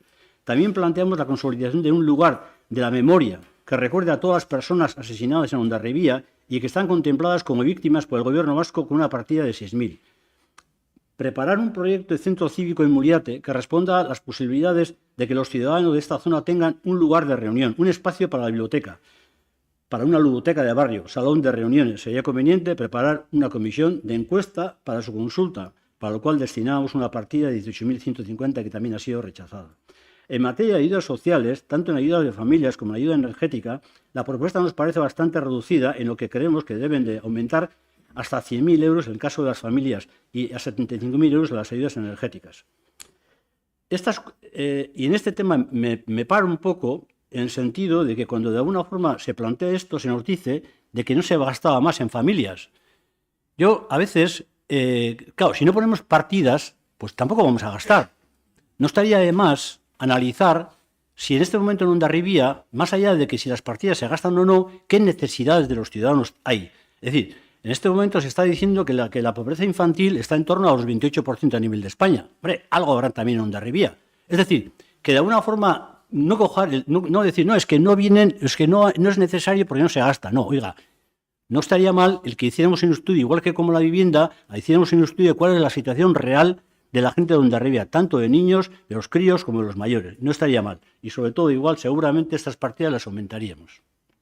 Estas cuestiones son parte de otras, de que el Grupo Socialista, siguiendo su trayectoria de Hondarribia, que es la de colocar en el centro de la agenda urbana que los ciudadanos tengamos una ciudad amable, con especial atención a los barrios, con lo que apostamos por propuestas de largo recorrido y rechazamos las improvisaciones. Nos hubiera gustado en estos presupuestos presentados hubiera contemplado cuestiones que nos parecen importantes, como abordar las ayudas a los alquileres, en que Hondarribia cuenta con una sociedad pública para abordar el problema de la vivienda, el aspecto como un parque de vivienda pública. No podemos contar con ayudas para la puesta en marcha de ascensores en las casas, con problemas de movilidad, ayudas energéticas para la familia, la situación de la telefonía en algunas partes de la ciudad, las ayudas al comercio, contar con una escuela municipal de música, que las ayudas de las familias no se reduzcan, las ayudas al comercio, el largo, etcétera. El Grupo Socialista valora positivamente algunas cuestiones planteadas en este presupuesto y no tengo ningún problema en decirlo. Ningún problema. Ninguno. Lamentamos que no se hayan tenido en cuenta nuestras propuestas y además vemos que en la política de ingresos que en este presupuesto recoge no es muy garantista por contar con ingresos y unas partidas hipotéticas que para nosotros no son realistas, por lo cual nuestro voto será la abstención. Eskerrik asko, azkenik Bilduren izenean, Garo, azuk hartuko duzu hitza? Zure da hitza, ba. Bai, kaixo, arratsaldeon guztioi. Gure aldetikan ez gara zentratuko ideia konkretu proposamena hoien balorazio bat egiten iruditzen zaigulako ja nahiko ere aipatu direla, beste begirada bat eman nahiko genioke aurrekontu hauei. Bi ideia nagusi, alde batetikan sarrerei dagokionez, dagoeneko ere aipatu da aurrekontu hauek 34 milioitik gorakoa direla eta lehengurtean baino 5.200.000 euro gehiago. Pixka bat historikoan begiratu nahi izan dugu eta honek esan nahi duena da 2020an baino 12 milioi gehiago jartzen direla mai gainean. 22 milioi zirelako 2020an, 21ean 24 milioi, 2022an ere beste 24 milioi, 2023an 25 milioi, 24ean 29 milioi eta orain 34 milioi. Begiratu nahi izan dugu non kokatzen den gure herria, Hondarribia, Gipuzkoako beste udalerriekin konparatuz eta pixka bat biztanlego antzekoa bai beitik edo goitik, ez? Hartu ditugu eredu bezala Andoain, Lasarte, Azpeitia, Pasaia edo Tolosa. Ikusten dugu, Andoainek 27 milioiko aurrekontuak, Lasarte 42, Azpeitiak 24, Pasaiak 33, Tolosako 18. Beraz, iruditzen zaigu 2025ko aurrekontuetan diru sarrerak handiagotzeko egindako lanketaren emaitza handia izan dela eta bereziki izan dela inefizientziak identifikatzea eta beraiek hondarribitarren alde jartzea.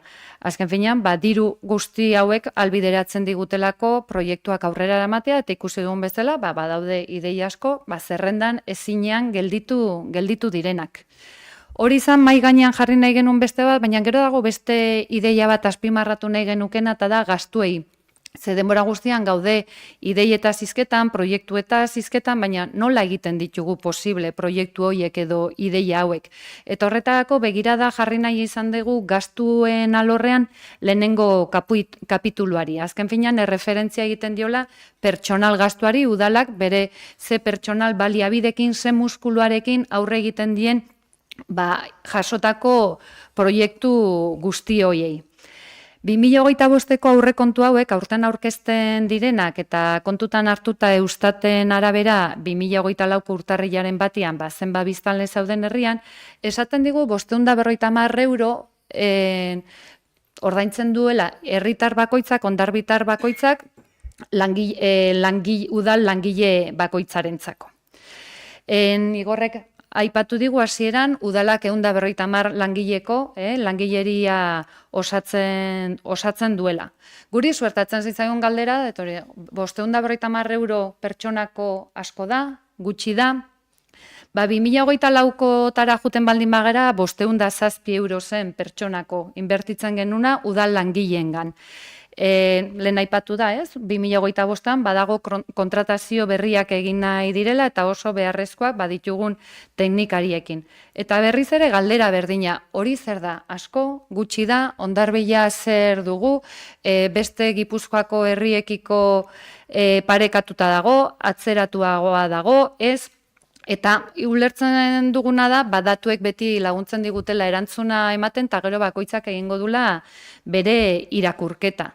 Aipatu bezala, Hondarbilan 2025ko aurrekontu hauek esaten dute 550 euro biztanleko ordainduko dugula udal langilegoentzat. Andoainen 711 euro pertsonalera doa biztanleko. Lasarten 486. Azpeitia 441. Baina beste guztiak, Pasaia, Tolosa, Hernani, Zarautz, 700 eurotik gora edo 600en bueltan. 617 Tolosan, Hernanin 629, Zarautzen 614. Guk azken finean hausnarketa bat ekarri nahi duguna da, ez? Azken finean udal langileria lan handia egiten ari dela aurrekontuetan atzean dauden proiektuak, ideiak aurrera eramaten eta gainera argi ikusten den bezala baliabide gutxirekin. Erronka asko pilatu zaizkigo gure herriari urteetako gestio txarraren ondorioz eta blokeo egoeratik ateratzea eta erritmo hartzea eta gainera baliabide gutxirekin ez da erresa. Horregaitikan eskerrak eman nahi dizkiegu zenbaki hauen atzean dauden ideiak, planteamenduak aurrera eramateko lanean dabiltzan langile guztiei. Eta baita ere aurrekontu hauen atzean dauden herriko elkarte anitzei ere horiek egiten dutelako gure herria eta hortaz, azken finean aurrekontuek albidetzen dute ikuspegi soziala, herritarra azken finean albideratzen dutelako herriko elkarte hauek ere beraien diru laguntzak izatea. Beraz, naiz eta alderdi batzuk bestelako irakurketa bat egin, aurrekontu hauek iruditzen zaigu inoiz baino konpartituagoak direla. Azken finean, Hondarribia bizigarriagoa, sozialagoa, berdeagoa, kohesionatuagoa eta euskalduna izateko. Eta baita ere udala modernoagoa eta baliabideekin jardun ahal izateko. Udal sendo bat gabe ezin degulako ezer aurrera eraman. Eskerrik asko. Mi esker Garoa. Bozketaren eman aurretik, pixka bat udal taldei entzun da, pare bat hausnarketa aipatu nahi nituzke.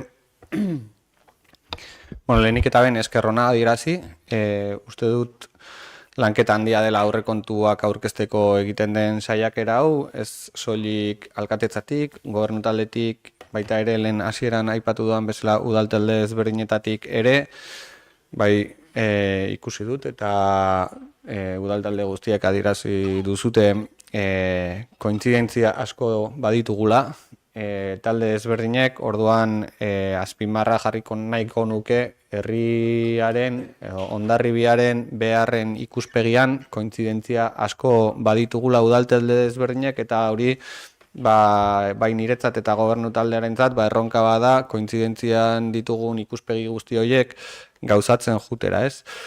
Eta zalantzari gabe, etengabeko hobekuntza batean lanean jardungo dugu gobernu talde honetatik egin ditugun edo izan ditzakegun gabezietatik haratago sinistuta gaude, zalantzari gabe jarraitzen dugun prozedura egokia dela, aipatu da batzuren aldetik ez dela gustokoa, baina nik eukidut aukera beste zenbait ordezkari politikorekin, agintari politikorekin elkarbanatzeko prozeduraren inguruko hausnarketa eta guk ezarri dugun lan egiteko modu berri hau baita ere beste hainbaldekoetan lantzen ari dira, batzuk antzeko prozedurak burutu dituzte, beste batzuk antzeko prozedurak burutzera bidean jarri dituzte beraien antolakuntzak eta sinistuta gaude hobekuntzak egin behar badira egiteko pres gaude noski, baina horrela lan egiteko asmoa badaukagula.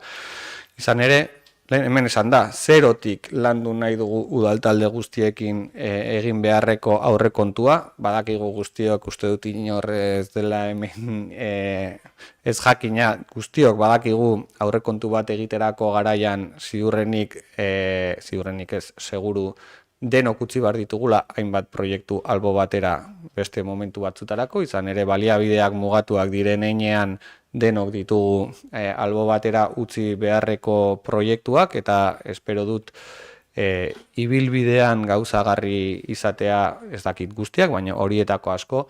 Hemen aipatu da badaudela aurtengo aurrekontu proiektuan eta datorren urteko aurrekontu proiektuan eta datorren urtean gauzatuta ikusiko ditugun hainbat proiektu, lehen esan da 17 urte eskatzen ari direnak eta 17 urtean burutu ez direnak datorren urtean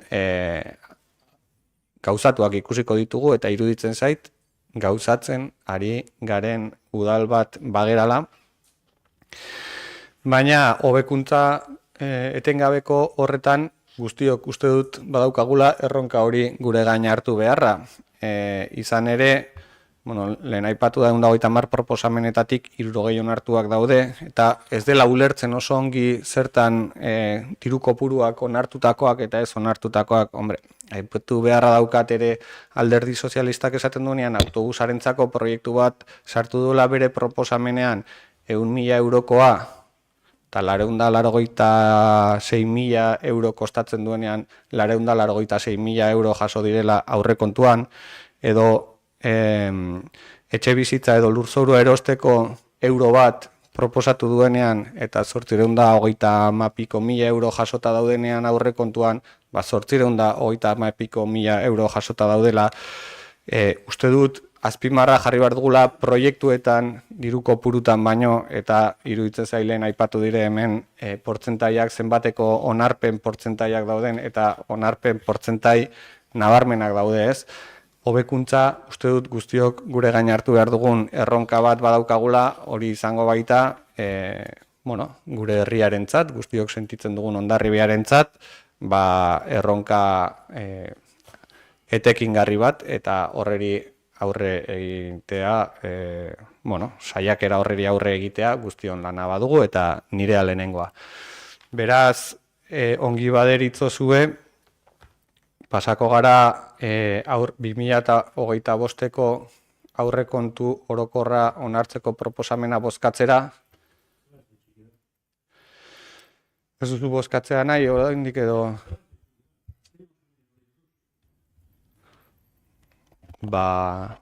azaldu zure argipena. Gertatzen dek, y lo que ocurre es que con este procedimiento del presupuesto y de las retiradas, que yo le llamo aquí lo que es la ingeniería presupuestaria nueva, en el sentido de que yo simplemente decir que de las partidas que yo he sumado, de las que yo he presentado, son 3 millones y algo. Y que la diferencia entre lo que he presentado y lo que yo he presentado en la propuesta y lo que de alguna forma no se ha aceptado, la diferencia son 700.000. Simplemente decir eso, lo tengo que decir así. O sea, esa suma que haces tú de 400... no, o sea, es decir, yo simplemente tengo que decir de que yo he presentado 3.700.000 y pico y las cantidades que yo aquí he soltado que no se han aceptado son los 3 millones y algo. Punto. No tengo más que decir. Bai, eskerrik asko, Josu, hori argi gelditu da lehen, azaldu duzunean argi gelditu da, eta horregatik nik ere azalpen hori eman dut, planteatzen duzunean enpleguaren sustapeneko programa bat 0 eurokin, aurrekontua jasotzen ditugula 255.000 eurokin adibidez, eta hori da esan dudana nik, zurea argi geratu da, eta uste dut nirea ere argi geratu dela, beraz, hori azalpen horiek eginda, udalbatzako lehenengo puntuari aurre egingo diogu, 2025ko aurrekontu orokorra onartzeko proposamenaren aldeko bozkak, aurkakoak, abstentzioak, honela aurrekontua gehiengoz onartuta geratzen da, eta erraminta izango dugu, espero dut urte hasieran lehenbailen.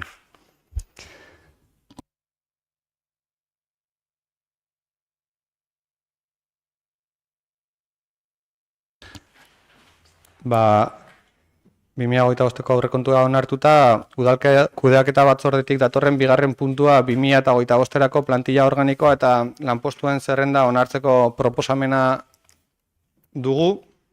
Eztabaida gai, izan ere aurrekontuarekin batera urtero lanpostuen zerrenda ere onartu egin behar da datorren ekitaldikoa, eta aurten hainbat aldaketa egin ditugu urtean zehar, eta oraingo honetan ere aldaketa txikitxo bat egitea proposatzen dugu, izan ere hobekuntza bada, gero badaude aldaketa batzuk terminoetan eta hizkera aldetik, baina bereziki aldaketa bat jasotzea proposatzen dugu, izan ere badago brigadaren sailean erreten bezala kobratzen zituzten gehigarri batzuk orain artean, eta behin eta berriro teknikarien txostena jasotzen genituen, hori etzela egin behar zituzten guardia horiek eta aparteko ordu horiek ordaintzeko modurik egokiena, eta proposatzen dena eta legean horrela jasotzen dena da, soldataren trinkotasunean jaso behar direla egin beharreko guardia eta lan ordutegi horiek, eta honela lanketa bat burutu dugu, aztertzeko zenbat lan ordu egin behar diren datorren urtean, 2025 urtean, zenbat langile dauden lan ordu kopuru horiek egiteko, eta orain arte erretenetatik jasotzen zen kopuru finko bat egiten zuten ordu bakoitzeko, hemendik aurrera jasoko dute, beraien lehen esan dudan bezala, beraien soldataren barruan, 3 saietan, 4 langile dira, igeltxero taldeko buruak, elektrikari ofizialak eta 2 elektrikarik jasoko dituzte dedikazio bereziko lansari hauek, eta bakoitzak portzentaia desberdin badauka, horrela diru kopuru berdina jasotzeko urtean zehar. Igeltxero talde buruari dagokionez 15,36ko portzentaiako dedikazio bereziko lansaria jasoko du, elektrikari ofizialak 16,85koa eta elektrikari taldeko buruak 15,01koa. Ez da soldata igoera bat, baizik da soldata jasotzeko modu ezberdin bat, legearekin lerrokatuago dagona, eta hori da proposatzen dugun aldaketa 2025erako plantilla organikoan, eta hori da bozkatzera eramango duguna. Ez dakit galderarik edo zalantzarik baden?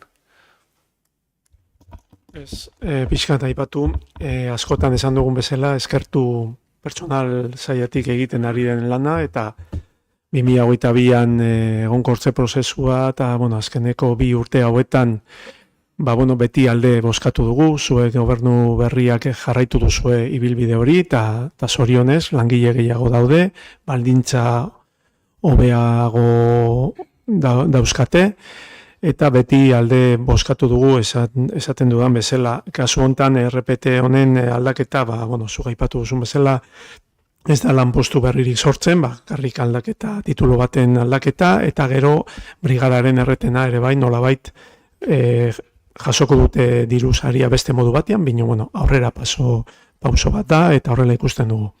Aldeko bozka emango dugu, eskerrik asko. Besterik, beraz, bozketara pasako gera, 2025erako plantilla organikoa eta lanpostuen zerrenda onartzeko proposamenaren aldeko bozkak. Aurkakoak, abstentzioa, gehiengoz onartuta beraz. Hurrengo puntua hiri eta lurralde antolaketa batzordetik, hiri eta lurralde antolaketa batzordetik datoz, eta 3. puntua hiri autobus zerbitzua martxan jartzeko memoria behin betiko onartzeko proposamena da. Beraz, Estitxu, zurea da hitza. Bai, eskerrik asko. Iruditzen zait, igual egokia historiko txiki bat egitea, jendea entzuten edo ikusten ari baldin bada, bere burua kokatzeko zer den gaur ekartzen duguna. Eta, gauza da, 2021ko ekainean, udalbatza honetan onartu zela, hiri autobusa martxan jartzeko espedientearen hasiera, eta, Gonzaloren hitzak kontutan hartuta, gero patxal, iritsi ginen 2024ko ekainera, eta bertan, alkatea aginduz martxan jarri genuen batzordea, eta batzorde horri egotzi zitzaion memoria idazteko agindua. Memoria idazten hasi ziren bitartean, batzordea udaran zehar 3 elkartu zen, eta azkenean memoria hortan jaso zen bai justifikazio sozial, juridiko eta ekonomikoa. Eta azkenean azterketa batzordeak egindako memoria hori, noa superbizkor, baina pixkat kokatzeko burua, udalbatzara pasatu zen, pasaden irailean, bai? Orduan, udalbatzan onartu genuen memoria hori, eta onartu genuen ere publiko edo jendaurreko EPA ematea Gipuzkoako aldizkari ofizialean.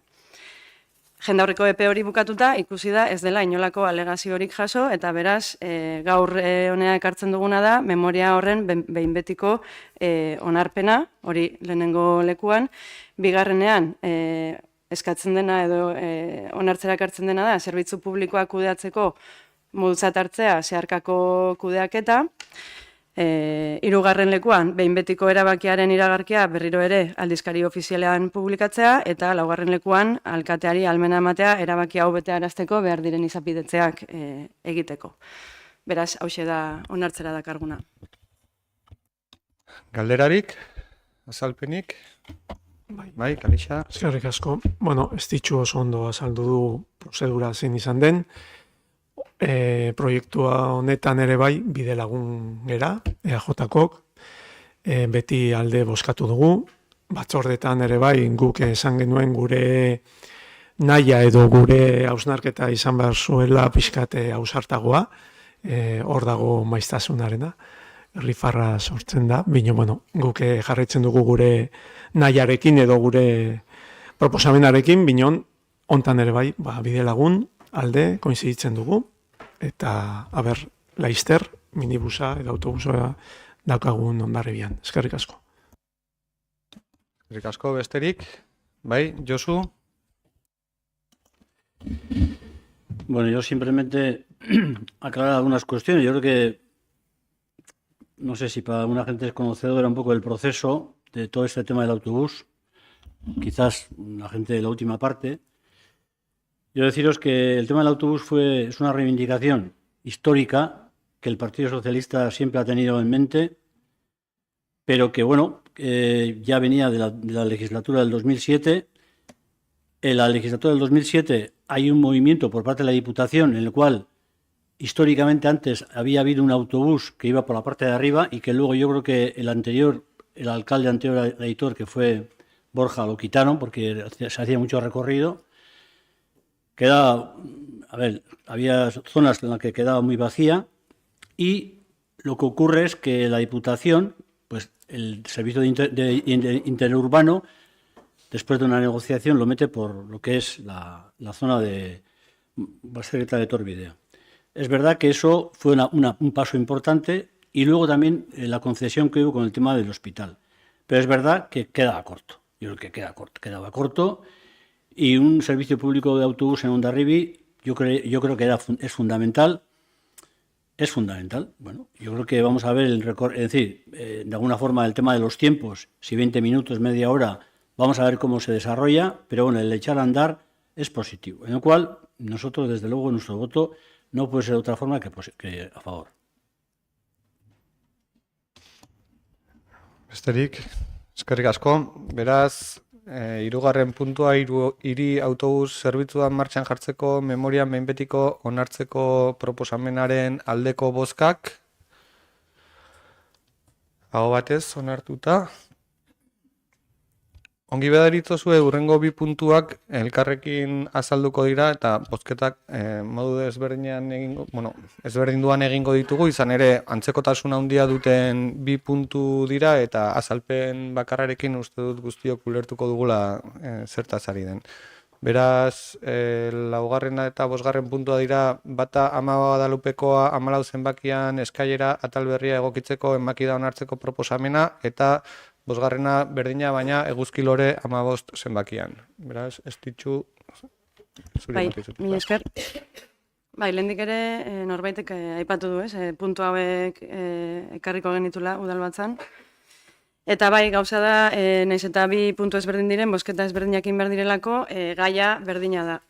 Gauza da, bi komunitate hauetan, bizilagunen irisgarritasuna bermatzeko, aszensorea jartzeko proiektua daukatela, eta bi proiektuetan aszensorea eraikinaren barruan sartzen bada ere, horrek eragiten dio eskailerako zuloari, holako moldaketa bat egitea, eta beraz eskailerak birdesinatzea. Diseinatze berri honetan, bide publikoaren okupatze bat ematen da. Igorrek esan du, badaude aldaketa txiki batzuk, bai. Guadalupeko 14 kasuan okupatzen den espazioa 2,15 metro karratukoa da, eta Eguzkilore 10 kasuan okupatzen den espazioa da 2,70 metro karratukoa.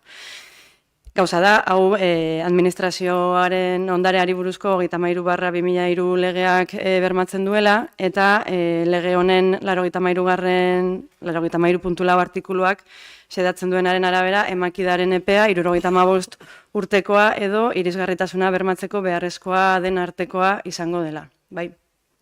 Beraz, horixe da adostera dakargun puntua. Ezakit azalpen gehiagorik behar den, bai, Gonzalo? Bai, eskerrik asko, ne ustez, hemendikan ez ditzuk aipatu ditugun legeak eta lurra japen kopuru handi horiek, baina nahiko nuke, komunitate guztiek animatu, batez ere beste hiri honetan dazkagun lurpilak eta bere etxaurrean egin baliteke errampa bat, ascensore bat, eskaieta bat beraien irisgarritasun hori hobetzeko, kontutan izateko, udal aldetikan arazoak ez direla jarriko. Egongo dire lege batzuk eta ondorio batzuk, ondarea edo ezin delako errampa eskuatera edo kasuistika bakoitzaka bere esetasunak. Baina udalak honek, bai beraieko, bai guk edo bai edo zeinek egoten den bitarte horretan, nire ustez irisgarritasunaren alde inbarko dugu eta animatzen dizuet denekeri, batez ere, lurla japen horiek eskatzeko, ascensoria jartzeko. Leku guztita ezingo da jarri, baina alden bitarte horietan, denak lortzen dugun hiri bat hobeagoa. Besterik? Ongi badiritzuzu, laugarren puntua bozkatzen hasiko gara. Ama Guadalupekoa 14 zenbakian eskailera atal berria egokitzeko emakida onartzeko proposamenaren aldeko bozkak. Hau batez, onartua. Eta bosgarrena eguzki lorea Eguzki Lore 15 zenbakian eskailera atal berria egokitzeko emakida onartzeko proposamenaren aldeko bozkak. Aho batez onartuta ere.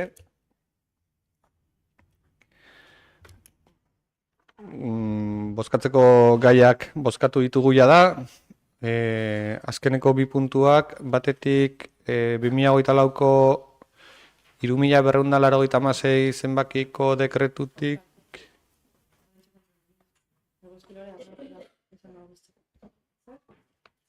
gai zerrendan 15.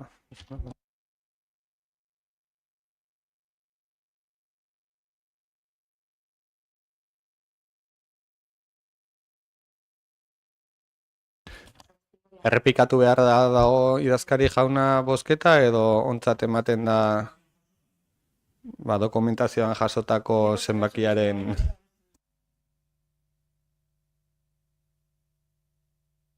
ulertzen dugu guztiok, ez? Akats bat zegoen gai zerrendan euskarazko eta gaztelerazko bertsioaren artean, eta badirudi gaztelerazkoa dela ongi dagoena, eta nik euskarazkoa irakurri dudanez, Eguzki Loreri dagokionez, bozkatu duguna da Eguzki Lore 10 zenbakiaren aurreko emakida hori onartzeko proposamena, eta idazkari jaunak horrela dela ziurtatuz, ontzat emango dugu.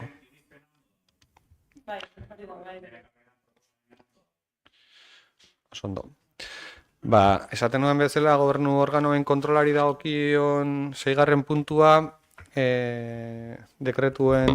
onartutako dekretuen berri emateari buruzkoa da, 3.286 zenbakitik 3.607 zenbakira bitartekoen artean ez dakit galderarik baden.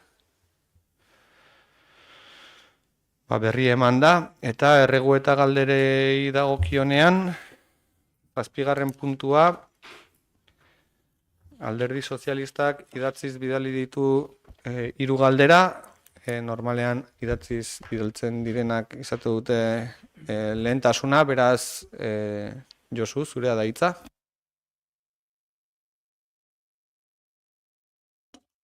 Azkenengo presupuestuan edo nik uste dut condición de créditos, presupuesto bat egin zan, nola izaten da horko parkea, San Marcos parkea milionetiz deitzen zaion, ez da? Eta erantzun zitzaidan esanaz, ez dala presupuesto iran behar, eta ingo zutela etxeko jendeak, etxeko langilea ingo zutela proiektua eta bar, ez? Esan diate, lau arbol zuaitza handi moztu dituztela, ez? Eta jakin nahi nuke, honen inguruan proiektu badagon, edo mozten ari da zaginola, eta, ze proiektu dagoen, edo jakin nahi nuke, horrei buruz zer dagoen. Vale. Zuk diozun bezala, ikusi genuen auzo bihotzen parte hartze prozesutik batez ere eratorrita, bertako biztanlek ez zutela parkearen eraldaketa nagusi bat nahi, baizik eta zegoena pixkat txukundu, eta horregatik erabaki genuen, hori, esan nuen bezala, batez ere argiteria barkatu indartu, puntu ilun bat bihurtu delako, baita landaridearen inguruan esku hartze batzuk egin behar zirela, izan ere pena handiz, baino zuhaitz batzuk hiltzen ari ziren, zuk egiten duzun galdera horreri erantzuten dio, Lorezainak igual garoak ere informazio gehiago dauka, baina Lorezainaren txosten bat iritsi zitzaigun, zuhaitz batzuk kendu egin behar zirela, gaixo zeudelako.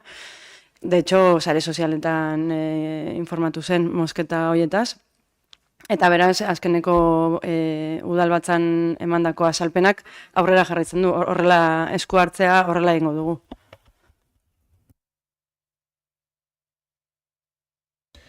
Gaur onartu den aurrekontuan jaso da proiektua egiteko diru kopurua. Gaur onartu dugu eta proiektu bat egingo da.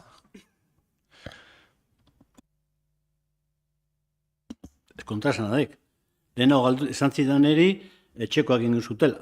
Oain proiektu bat, diru bajarrita proiektu bat egiteko? Dirua da egiteko Ez da proiektu bat kontratatuko. Egingo dena da proiektua egingo dela.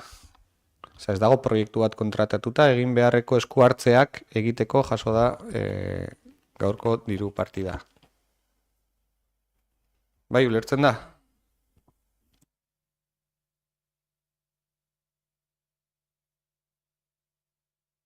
Bai, Josu, baino argiteria jarri behar baldin bada gauzak.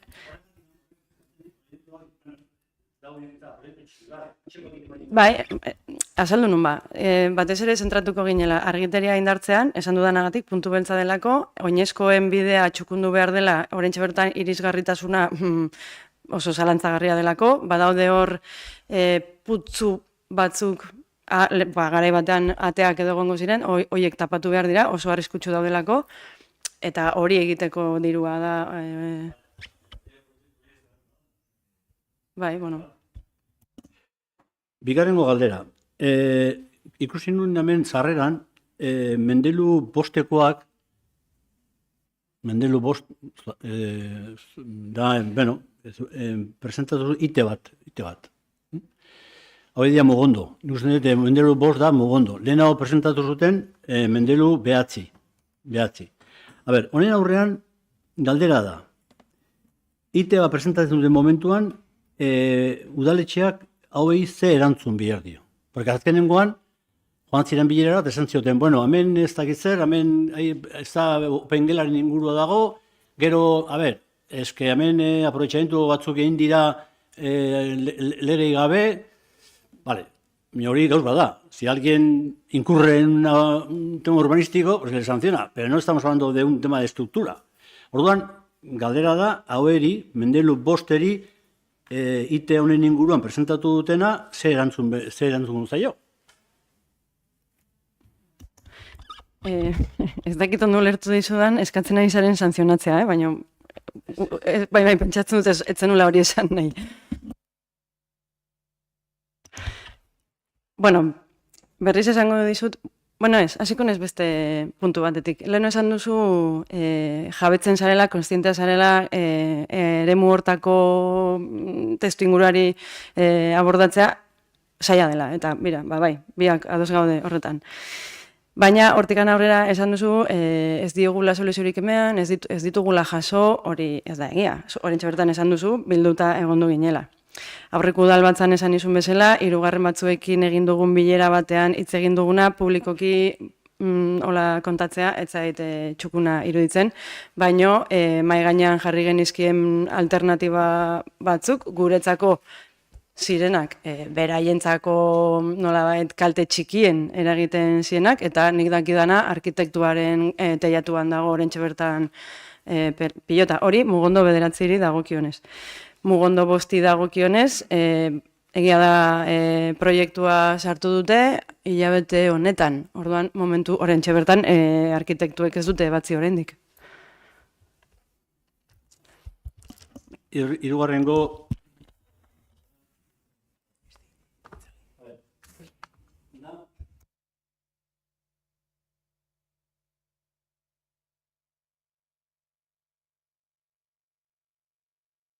interesanteak eta beti esan didute. Hau, guk hartzen dugu astero, oso txintxo, eta zoriontzen du nibintzat iten duten lanai buruz, baina hemen daude gauz pila batzuk.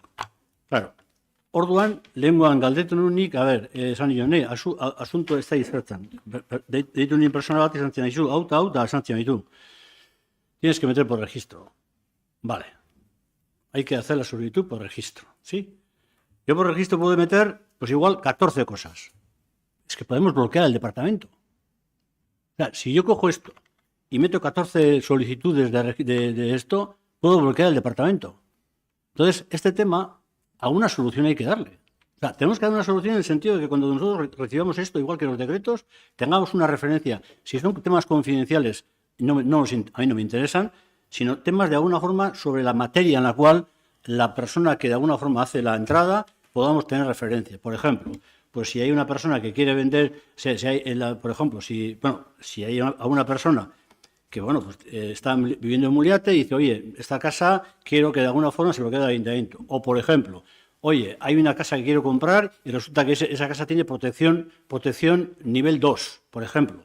Hay cuestiones que de alguna forma de entrada son muy importantes para nosotros. Orduan, ni jartzen baldin banaiz, y cada cosa que tengo duda hago y lo mando al departamento, yo estoy seguro, es que les hago una puñetera. O sea, les hago una putada. Entonces, este asunto, yo no sé si de alguna forma lo podemos arreglar, ahora con IFE o con SEA, no sé, no lo sé, es que no sé. Bai, eskerrik asko Josu. Zein garrantzizkoa den informazio eskubidea edukitzea jabetuta gaude. Horregatik jasotzen da astero udalean erregistratzen diren, zinegotzi guztiok daukagu eskubidea jasotzeko udalean erregistratzen diren sarrera idetzi guztiak. Zmanago oker, eta zuk zuzenduko diazu, zenbat 1000 sarrera idatzi dire orain abenduan goazenak? 6.000, hor zerrendan jarriko du zenbakia. Bai.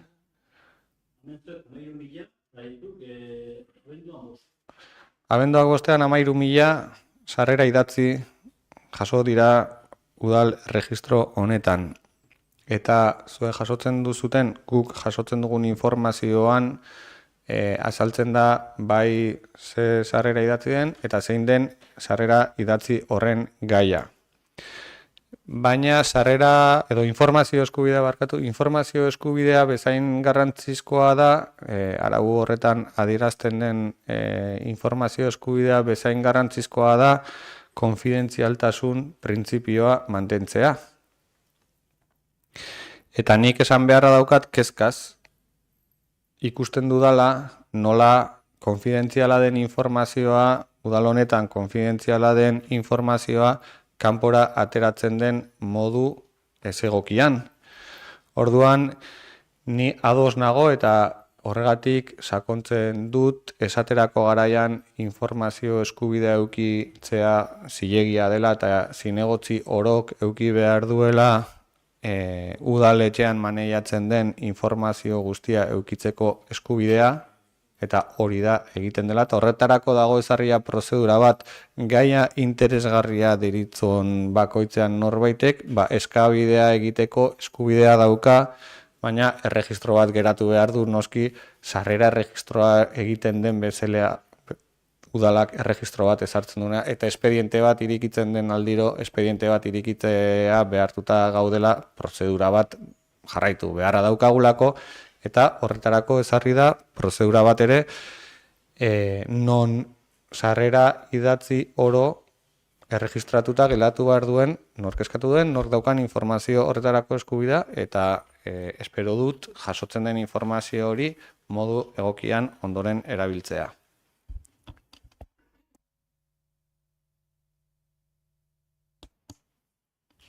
Bai, zuk esan duzu, oso nabarmen esan duzu, aurreko galderan nola sarrera idatzia ikusi eta jakin ahal izan duzun auzotar batzuk IT bat aurkeztu dutela udalean, erregistro horretatik ikusten delako. Orduan, sarrera informazio horretarako sarbidearen eskubidea bermatuta dagoela nabarmena da, adibide bezala zu jarri duzulako aurreko galderan adibiderik garbiena. Baina nik esatzen dutena da, ikusi detalako, baina nik eskatzen baina espediente horri, eske ikustioa da, espediente hori ikusteko eskatu behar dut. Baina ez dakit, nik beste sistema, nik ez da udaletxe guztietan izenak enduaz, dekretotan azaltzen dira izenak. Badakigu dekretoan osorik nundik handi joan, eta sarreran, norbera zeiten duen gero, hori bakoitzaren guztioa da. Hori ja, guain, ezin bali bada, nik erantzuna hartu dut, eta bale, ez da. Bai, eta zuk aipatu duzun bezala dekretuetan izenak agertzen dire eta dekretuak zirkulatzen dute hortik barna askotan, modu ez oso egokian, izan ere dekretuak udaleko dokumentuak dira eta udalkideok badaukagu sarbidea, baina gero informazio horiek datu pertsonalak barne zirkulazioan ibiltzen dire hor barna eta hori ez da oso egokia. Ez dakit beste galderarik badagoen. Bai, Gonzalo? Ainhoak egingo du galdera. Arratsaldeon. Azkeneko asteburu hauetan etxez etxeko laguntza zerbitzuaren langileen protestak agerian daude herriko kale ezberdinetan. Etxeetara idatzi bat iritsi da azkeneko egunetan eta egoerarekin kezkatuta gaude. Idatzi horren arabera langileek diote ez dutela benetako babesi jaso tokiko agintarien aldetik. Erabiltzaileen eta langileen egoerak kezkatzen gaitu. Zer egingo du edo zer egiten ari da gobernu talde honek egoera honen aurrean? Mila esker. Bai, igual langileekin elkartzen ari den zinegotzea eta arloko ardura daukana, Josu, zuri emango izutitza. Bai, arratsaldeon denoi, guri ere kezkatzen gaituen gauza bat da, eta hemen, pleno honetan, askotan hitz egin dugun gai bat izan da. Badakizue, zuek oso ondo, udal batek ezin duela hitzarmen baten negoziazio parte izan, hau azkenean langileen eta enpresa baten hitzarmenaren ondorio da, ez?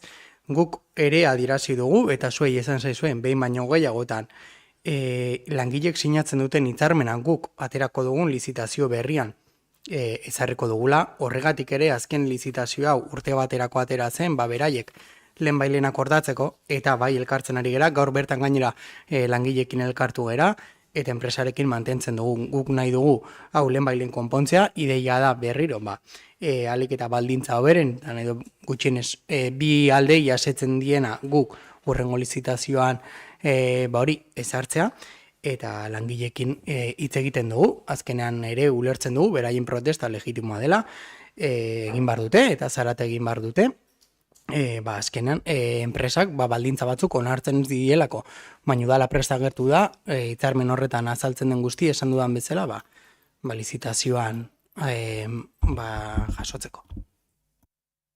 Eta zuek ze iritzi duzute horri buruz? Ongo litzake jakitea beste taldeen iritzia ere, ez galdetu eskero pentsatzut iritzi bat baduzutelako izango delako. Kasu hontakoa, batez ere? Bai, begira, gure iritzia argi dago. Egin behar dela, konbenio kolektibo bat alden eta hoberen egin, baina gure ustez kolektiboak izan behar dine, eta udalde, zerbitzu hontan eta konbenio honetan dauden jende guztia lotuta edo barne dauden jende guztia, egitea konbenio dignoa eta kolektibo izan.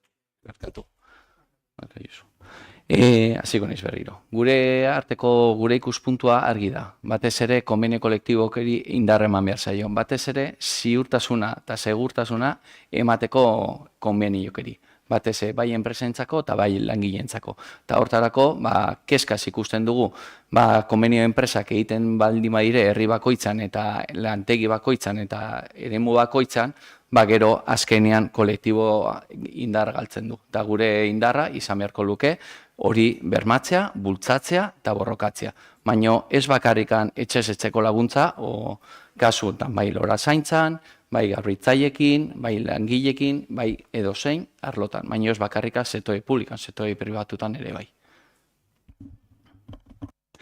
Bira, ezin dugu adosago egon, aipatzen duzuten gai horretan. Eta ez soilik sinisten dugulako hitzarmen kolektiboen indarrean, lurraldekoa, sektorekoa, ulertzen dugu hitzarmenak langileen baldintzak hitzarmen kolektiboetan abordatu behar direla eta ezin dugu adosago egon puntu honetan. Gauza da baditugula zenbait kasu udaletxe honetan jasotzen ditugula enpresako hitzarmena dutenak. Eta bereziki ere aipatu behar dut badaudela sindikatu batzuk edo nolabait ez dutenak lehenesten hitzarmen kolektiboak, baizik enpresako hitzarmenak direla lehenesten dutenak. Eta hori udal bezala ere arazo bat ere eragiten du. Edozein erakunde publikori arazo bat eragingo dio. Izan ere, sektore publikoko kontratazio legeak aipatzen du behin eta berriro bere artikulatuan oinarri hartu behar den kopuruak edo diru kopuruak direla hitzarmen kolektiboko kopuruak. Eta hortik aratagoko guztiak zailtasunak eragiten dizkio. Bai administrazio publikoari eta ziurgabetasuna eragiten die langilei.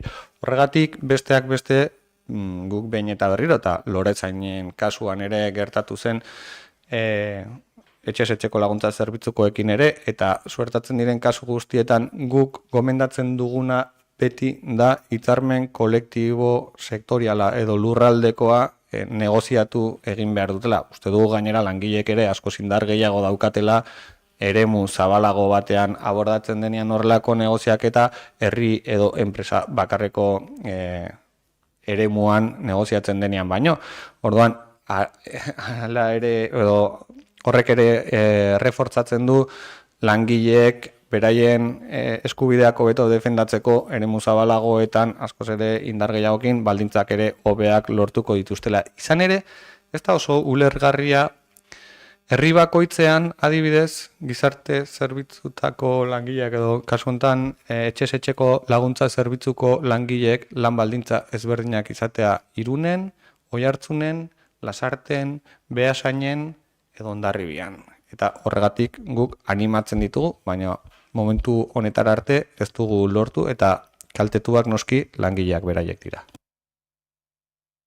Kasu hontan argi gelditu gara, ne ustez erantzun bere izan dugu, eta horretan gonbitea egiten diotu udaletxe honetari, eta bai elako ordezkariak eta bai langilekeri, denon artean ea bultzatzen du. Badakit borroka hau edo negoziak eta hau udalak ez du egin behar ditu langileak eta enpresak. Sektore, enpresa pribatu dire eta beraien arteko hitzarmena, baina bultzatu genezake, batez ere la ley de contratos del sector público jartzen duen artikuluak 102an zer esaten duen eta zuk ondo aipatu duzun hortan.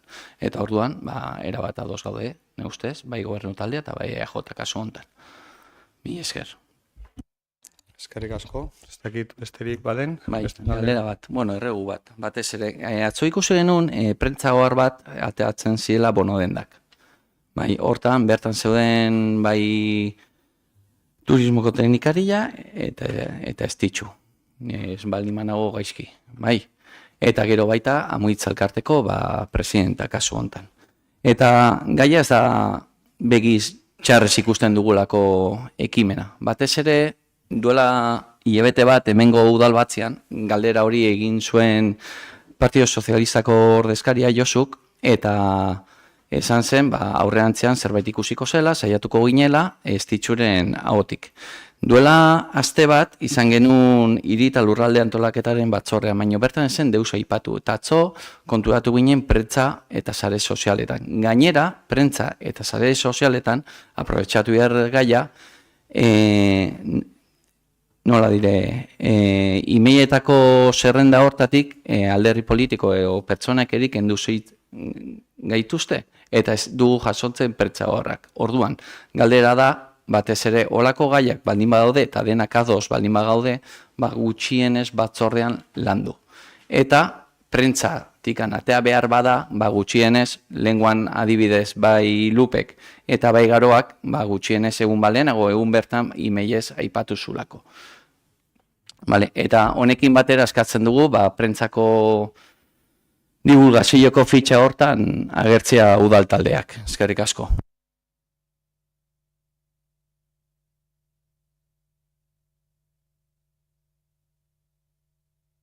Gonzalo, egiten dizkiguzu galdera batzuk mundu guztiak nahi duela zerbait esan. A ber, por partes. Bonoen inguruan, azkeneko udalbatzan egia da, komentatu nula, ez da hilabete bat pasa. Hori azteko. Eta udalbatza horretan esan nuen, kriston sustoa eta angustia hartu nuela notizia, guk genuen diru partida, ezin genula Euskadi Bono dendara aderitu, izan ere, ezin izan dugula aderitu. Eta hemen esan nuen, kreatibidadea eskatu niela bai udaleko teknikariari, baita bidasoa bizirikeko teknikariei ere. Eta hori da egin duguna. 20 egunetan lortu dugu montatzea bono denda, baina esan nahi dut, hemen esan nuena izan zen, basikamente egingo zela. Eta hori izan da. Orduan, zergatik ez nuen esan ezer batzordean, eske egia esate... Ez zegoelako, eske hori da. Ari ginen, Bueno, Gorka gizajoak ere, eskatu nion mirari bat egiteko txostenarekin. Orduan, esan nahi dut, ez nuen komentatu, ez neukalako inolako segurtasunik iritsiko ginenik garaiz. Baina, ni lasainago, izan ere, udalbatza honetan, publikoki esan nuen, a lo loko, juki ginela horrekin. Gero, bai, prentsarena. Atera zaituztetela, eske jo batzutan, iruditzen zait, oraindik ez daukazula oso argi ze aldetan zauden, maitia. Guk inoiz ez ditugu jaso prentsaborrak. Eta gero Igorrek beste zerbait esan nahi zizun, uste dut. Prentsatik enteratzearena, niri horrela botatzea mingarri xamarra egiten zait, izan ere gaur eztabaidatu ditugu aurrekontuak, eta elkartu gara gutxienez 2 aldiz, eta nik galdetu dizuet ze asmo zenuten aurrekontuen bozketarako, iruditzen zaidalako negoziaketa bat irikitzen denean justua dela negoziaketa horren ondorioak helaraztea. Eta nik ere prentsa bitartez jakin dut, ez zuen bitartez, ze asmo zenuten egiteko aurrekontuen gaurko bozketa honekin. Naiz eta geratu ginen zerbait esango zitzaidala eta gaur esan da udalbatzan bozkatu dena eta hori atzo prentsa bitartez irakurri ahal izan nuen. Eta uste dut, esaten denean beste hori egiten zaizkienean eskarak lehen ere aipatu dut etengabeko hobekuntzak egin beharko ditugula, baina etengabeko hobekuntza horiek guztioi dagozkigula ere gure gain hartzea eta egitea. Orduan, bigarren galdera, udal taldeek prentsa oharra jasotzeko eskariari ezezkoa da. Udal taldeek prentsa oharra jasotzeak ez dut ulertzen zer esan nahi duzu. Zuen prentsa oharrak ez ditugu jasotzen. Bai, udaletxeko prentsa oharrak. Hondarribiko udalaren prentsa oharrak ez ditugu jasotzen gure emailan. Eta eskatu genuen, ni hor nintzen zerrenda horretan, eta jaz nago, ez ditu jasotzen, eta eskatzen duana da berriz zerrenda sartzia, prentsa oharrak. Nik prentsa oharrak ere ez ditut jasotzen. Barkatu esatea, ez dakit zu jasoko zenitun, ez dakit noiz arte jasotzen zenitun, ez dakit zer, baino prentsa oharrak, udalek publikatzen dituen prentsa oharrak publikatu egiten ditu, eta niri behintzat ez zait emailera bidaltzen, ez dakit gainerako zinegotzietako norbaiti bidal izan zaion inoiz, edo izan zaren privilegiatu bat orain arte, baina nik behintzat sekula... Bromas aparte. Edozein herritarrak zeukan aukera lehen txertzatzea bere emaila prentsa oharretan. Eta hola ginen. Nik hola erazten dut. Hola denez, hori eskatzen dut. Deus gehiago ez, erraxa da gauia. Gonzalo, oso erraxa da, bakizu zer? Begira, badaukagu WhatsApp kanal bat, udaletik impulsatu duguna komunikazioa egiteko herritarrekin, eta ez dago WhatsApp kanalera suskribitzea besterik, eta jasotzen dire, prentsatik ateratzen diren ohar guztiak. Bai internetekoak, bai komunikabidetakoak denak, eta hor oso erraxa da, eta herritar orok, uste dut, gure Hondarribi maite honetan bizi garen non 197 ziur aski edukiko dugula WhatsApp kontu bat gure telefonoan. Eta soilik aktibatu egin behar gera, batu egin behar gera udalaren WhatsApp kanalera. Eta jasoko ditugu WhatsApp kanal horretatik komunikazio guztiak. Herritar orok zinegotzi izan, edo herritar izan, edo eragile batekoa izan, edo baita telegramean ere, barkatu bira. Uste dut oso erresa dela jasotzea udalaren komunikazioa herritarra garen aldetik eta emailez baino gainera uste dut martxan jarri dugun eta gaina gardentasunarekin lotura zuzena du eta jarri dugun erraminta hauek uste dut asko laguntzen dutela informazio guztia izateko. Orduan, normalizatu behar dugu edo prozedura udal taldeak informatzeko gobernuen ekimenaz izango da WhatsAppeko kanala suskribitzen, edo batzorde informatiboak erabiliko dira informazioa zabaltzeko. Galdera, Bai, eskerrik asko galdera, atik oso interesgarria iruditzen zait, izan ere batzorde informatiboak egiten dira, maiztasunez egiten dira, esango nuke lehen baino maiztasun gehiagorekin egiten direla, udalbatzak ere lehen baino maiztasun gehiagorekin egiten dira, informazio hori ematen da, zinegotzi orok badu aukera gure bulegoetara etortzeko, ateak zabalik ditugu, bertan gaudenean edonor etorri daiteke eta edozein azalpen emateko, jakin baldin badugu behintzat azaltzen, emateko prestutasuna daukagu, eta informazio hori eskatzen baldin bada prentsa oharrak norberak jasotzean, esan dudana da norberak jasotzeko erraminta bat badaukagula eta erraminta hori zein den inolako zalantzari gabe. Noski jarraituko dugu komunikazio ofizial horiek egin beharreko bileretan egiten, bozeramaile batzorde bat ere badaukagu, bueno, ez dakit baditugu hainbat elementu udal barruan lan egiteko aukera ematen dutenak. Esan nahi dena izan da, azkeneko udal batetan uste dute bat gaiekin komentatu degula gobernu ekimenak prentsaren bitartez ezagutu ditugula. Orduan beste batzuk egia da, bozeramaile batzorde horretako taldetik iristen zaizkigula, batzutan ere emailak jasotze ditugu zinegotzi arduradunetaz, baina ekimen asko prentsaren bitartez ezagutzen ditugu. Orduan gure eskaera da, ezagutzeko aukera baldin badago, primeran batzordeak edo beste moduak erabili. Besterik ez. Oso ondo, begira, gaur ere hitz egiten aritu gara autobus zerbitzuaren inguruan.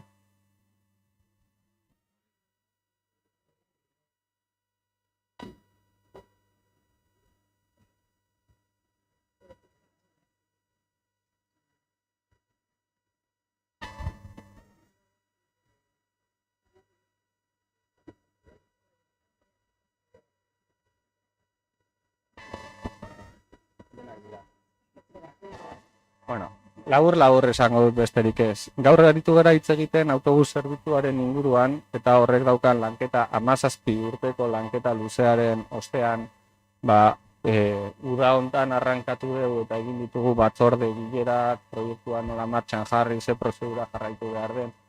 Horrelako proiektuetan noski lanketa ez da berdina espaloi bat konpondu denerako momentuan bezala. Izan ere bestela nik ez daukat arazorik, baina nire ondoan jarri edo ez ditxuren ondoan edo gobernu taldeko, Maria, zu bat, itzu zer den gobernu taldean egotea eta zenbat gauza, zenbat lanketa egiten diren egun batean ezberdinak eta guzti horiek informatzea batzorde batean, beharko genituzke, esate ditugun 2 orduko batzordeak beharrean, astero 6 orduko batzorde bakoitzean, eta uste dut guztiok ez daukagula aukera denbora hori baliatzeko. Baina nola, zuek ere oposizioan egon zineten eta beti eskaera berdina egintzen duten informazioa zuzenean jasotzeko, ulertuko duzu guk ere eskaera orain berdina egite. Bai, noski, eta gainera horregatik jarri ditugun erramintak, informazioa errazago eta azkarrago iristeko guztion gana. Mi esker, ez dakit beste galderarik badagoen.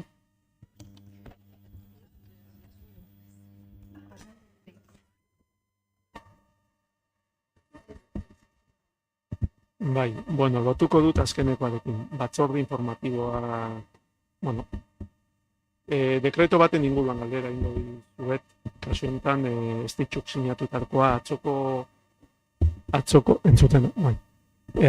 dekretu baten inguruan 3.6 laukoa ebatzi da, enpresa bati eskualdeko ospitalaren inguruko bidegorriaren zati bat, ez zuzenean, ez? Orduan, ez dago horregatik galdetzen dut orain, ez dagolako dekretuen artean, baina atzoko dekretua denez, hau izango da lehenengo informazio eskaera edo lehenengo galdera. Enpresa horren, eta pixka lotuko dut Igorrek esan duenarekin, datu diskreto moduan azaltzeko nahian, irakurriko dut memoria técnicoan jartzen duena, dela. Para la ejecución del nuevo trazado será necesario el derribo de un caserío, así como otras afecciones, infraestructuras y demás. Nik lehen irakurri dudanean, gure zuzenketen inguruan, komarkaleko bidegorri zati baten inguruan da. Ez dut aipatuko, ez da beharrezkoa baserriaren izena aipatzea, baina kezkaz jaso dugu hori ikustea txosten batean. Ez dakit, bueno, salduko diguzue. Hirugarren eskaeran nik Jaizubia eta Bidasoako ospitalea bidegorri baten bidez lotzeko diru kopuru bat eskatu genuen edo gure proposamenean sartuta zegoen 200.000 eurokoa erantzuna izan zen gobernu taldetik apoaren baitan egingo zela. Inon, atzoko dekreto honetan ikusten dugu hori. Orduan, pizkat argitzea mesedez, ez dugu aporik. Baina zuk zeuk eman duzu erantzuna da apoa zertatu behar den prozedura bat. Eta hori, 6 plazako zundaketak egin ditugu duzula, horren.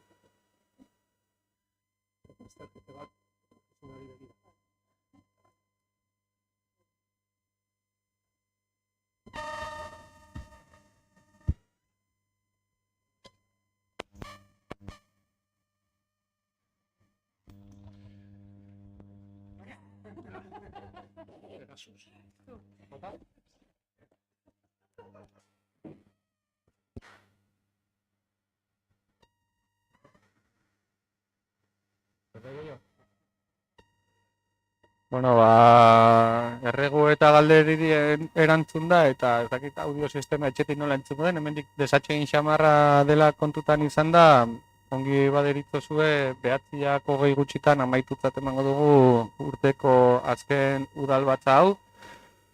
Guztioi opa dizuet bai hemen zaudeten udal ordezkari guztioi eta baita ikustera etorri zaretenak eta udal teknikariei ere, eta nola ez etxetik ikusten edo jarraitu gaituzuen guztioi ere, jaiegun oparoak eukitzea opa dizuet eta nire desiorik onena, eta ziur nago baita hemen gauden ordezkari guztion desiorik onenak datorren urtean, 2025an guztiok alik eta zoriontsuen izateko, eta ongi amaitu urtea eta datorrenean berriro ikusiko dugu elkar. Mila esker guztioi.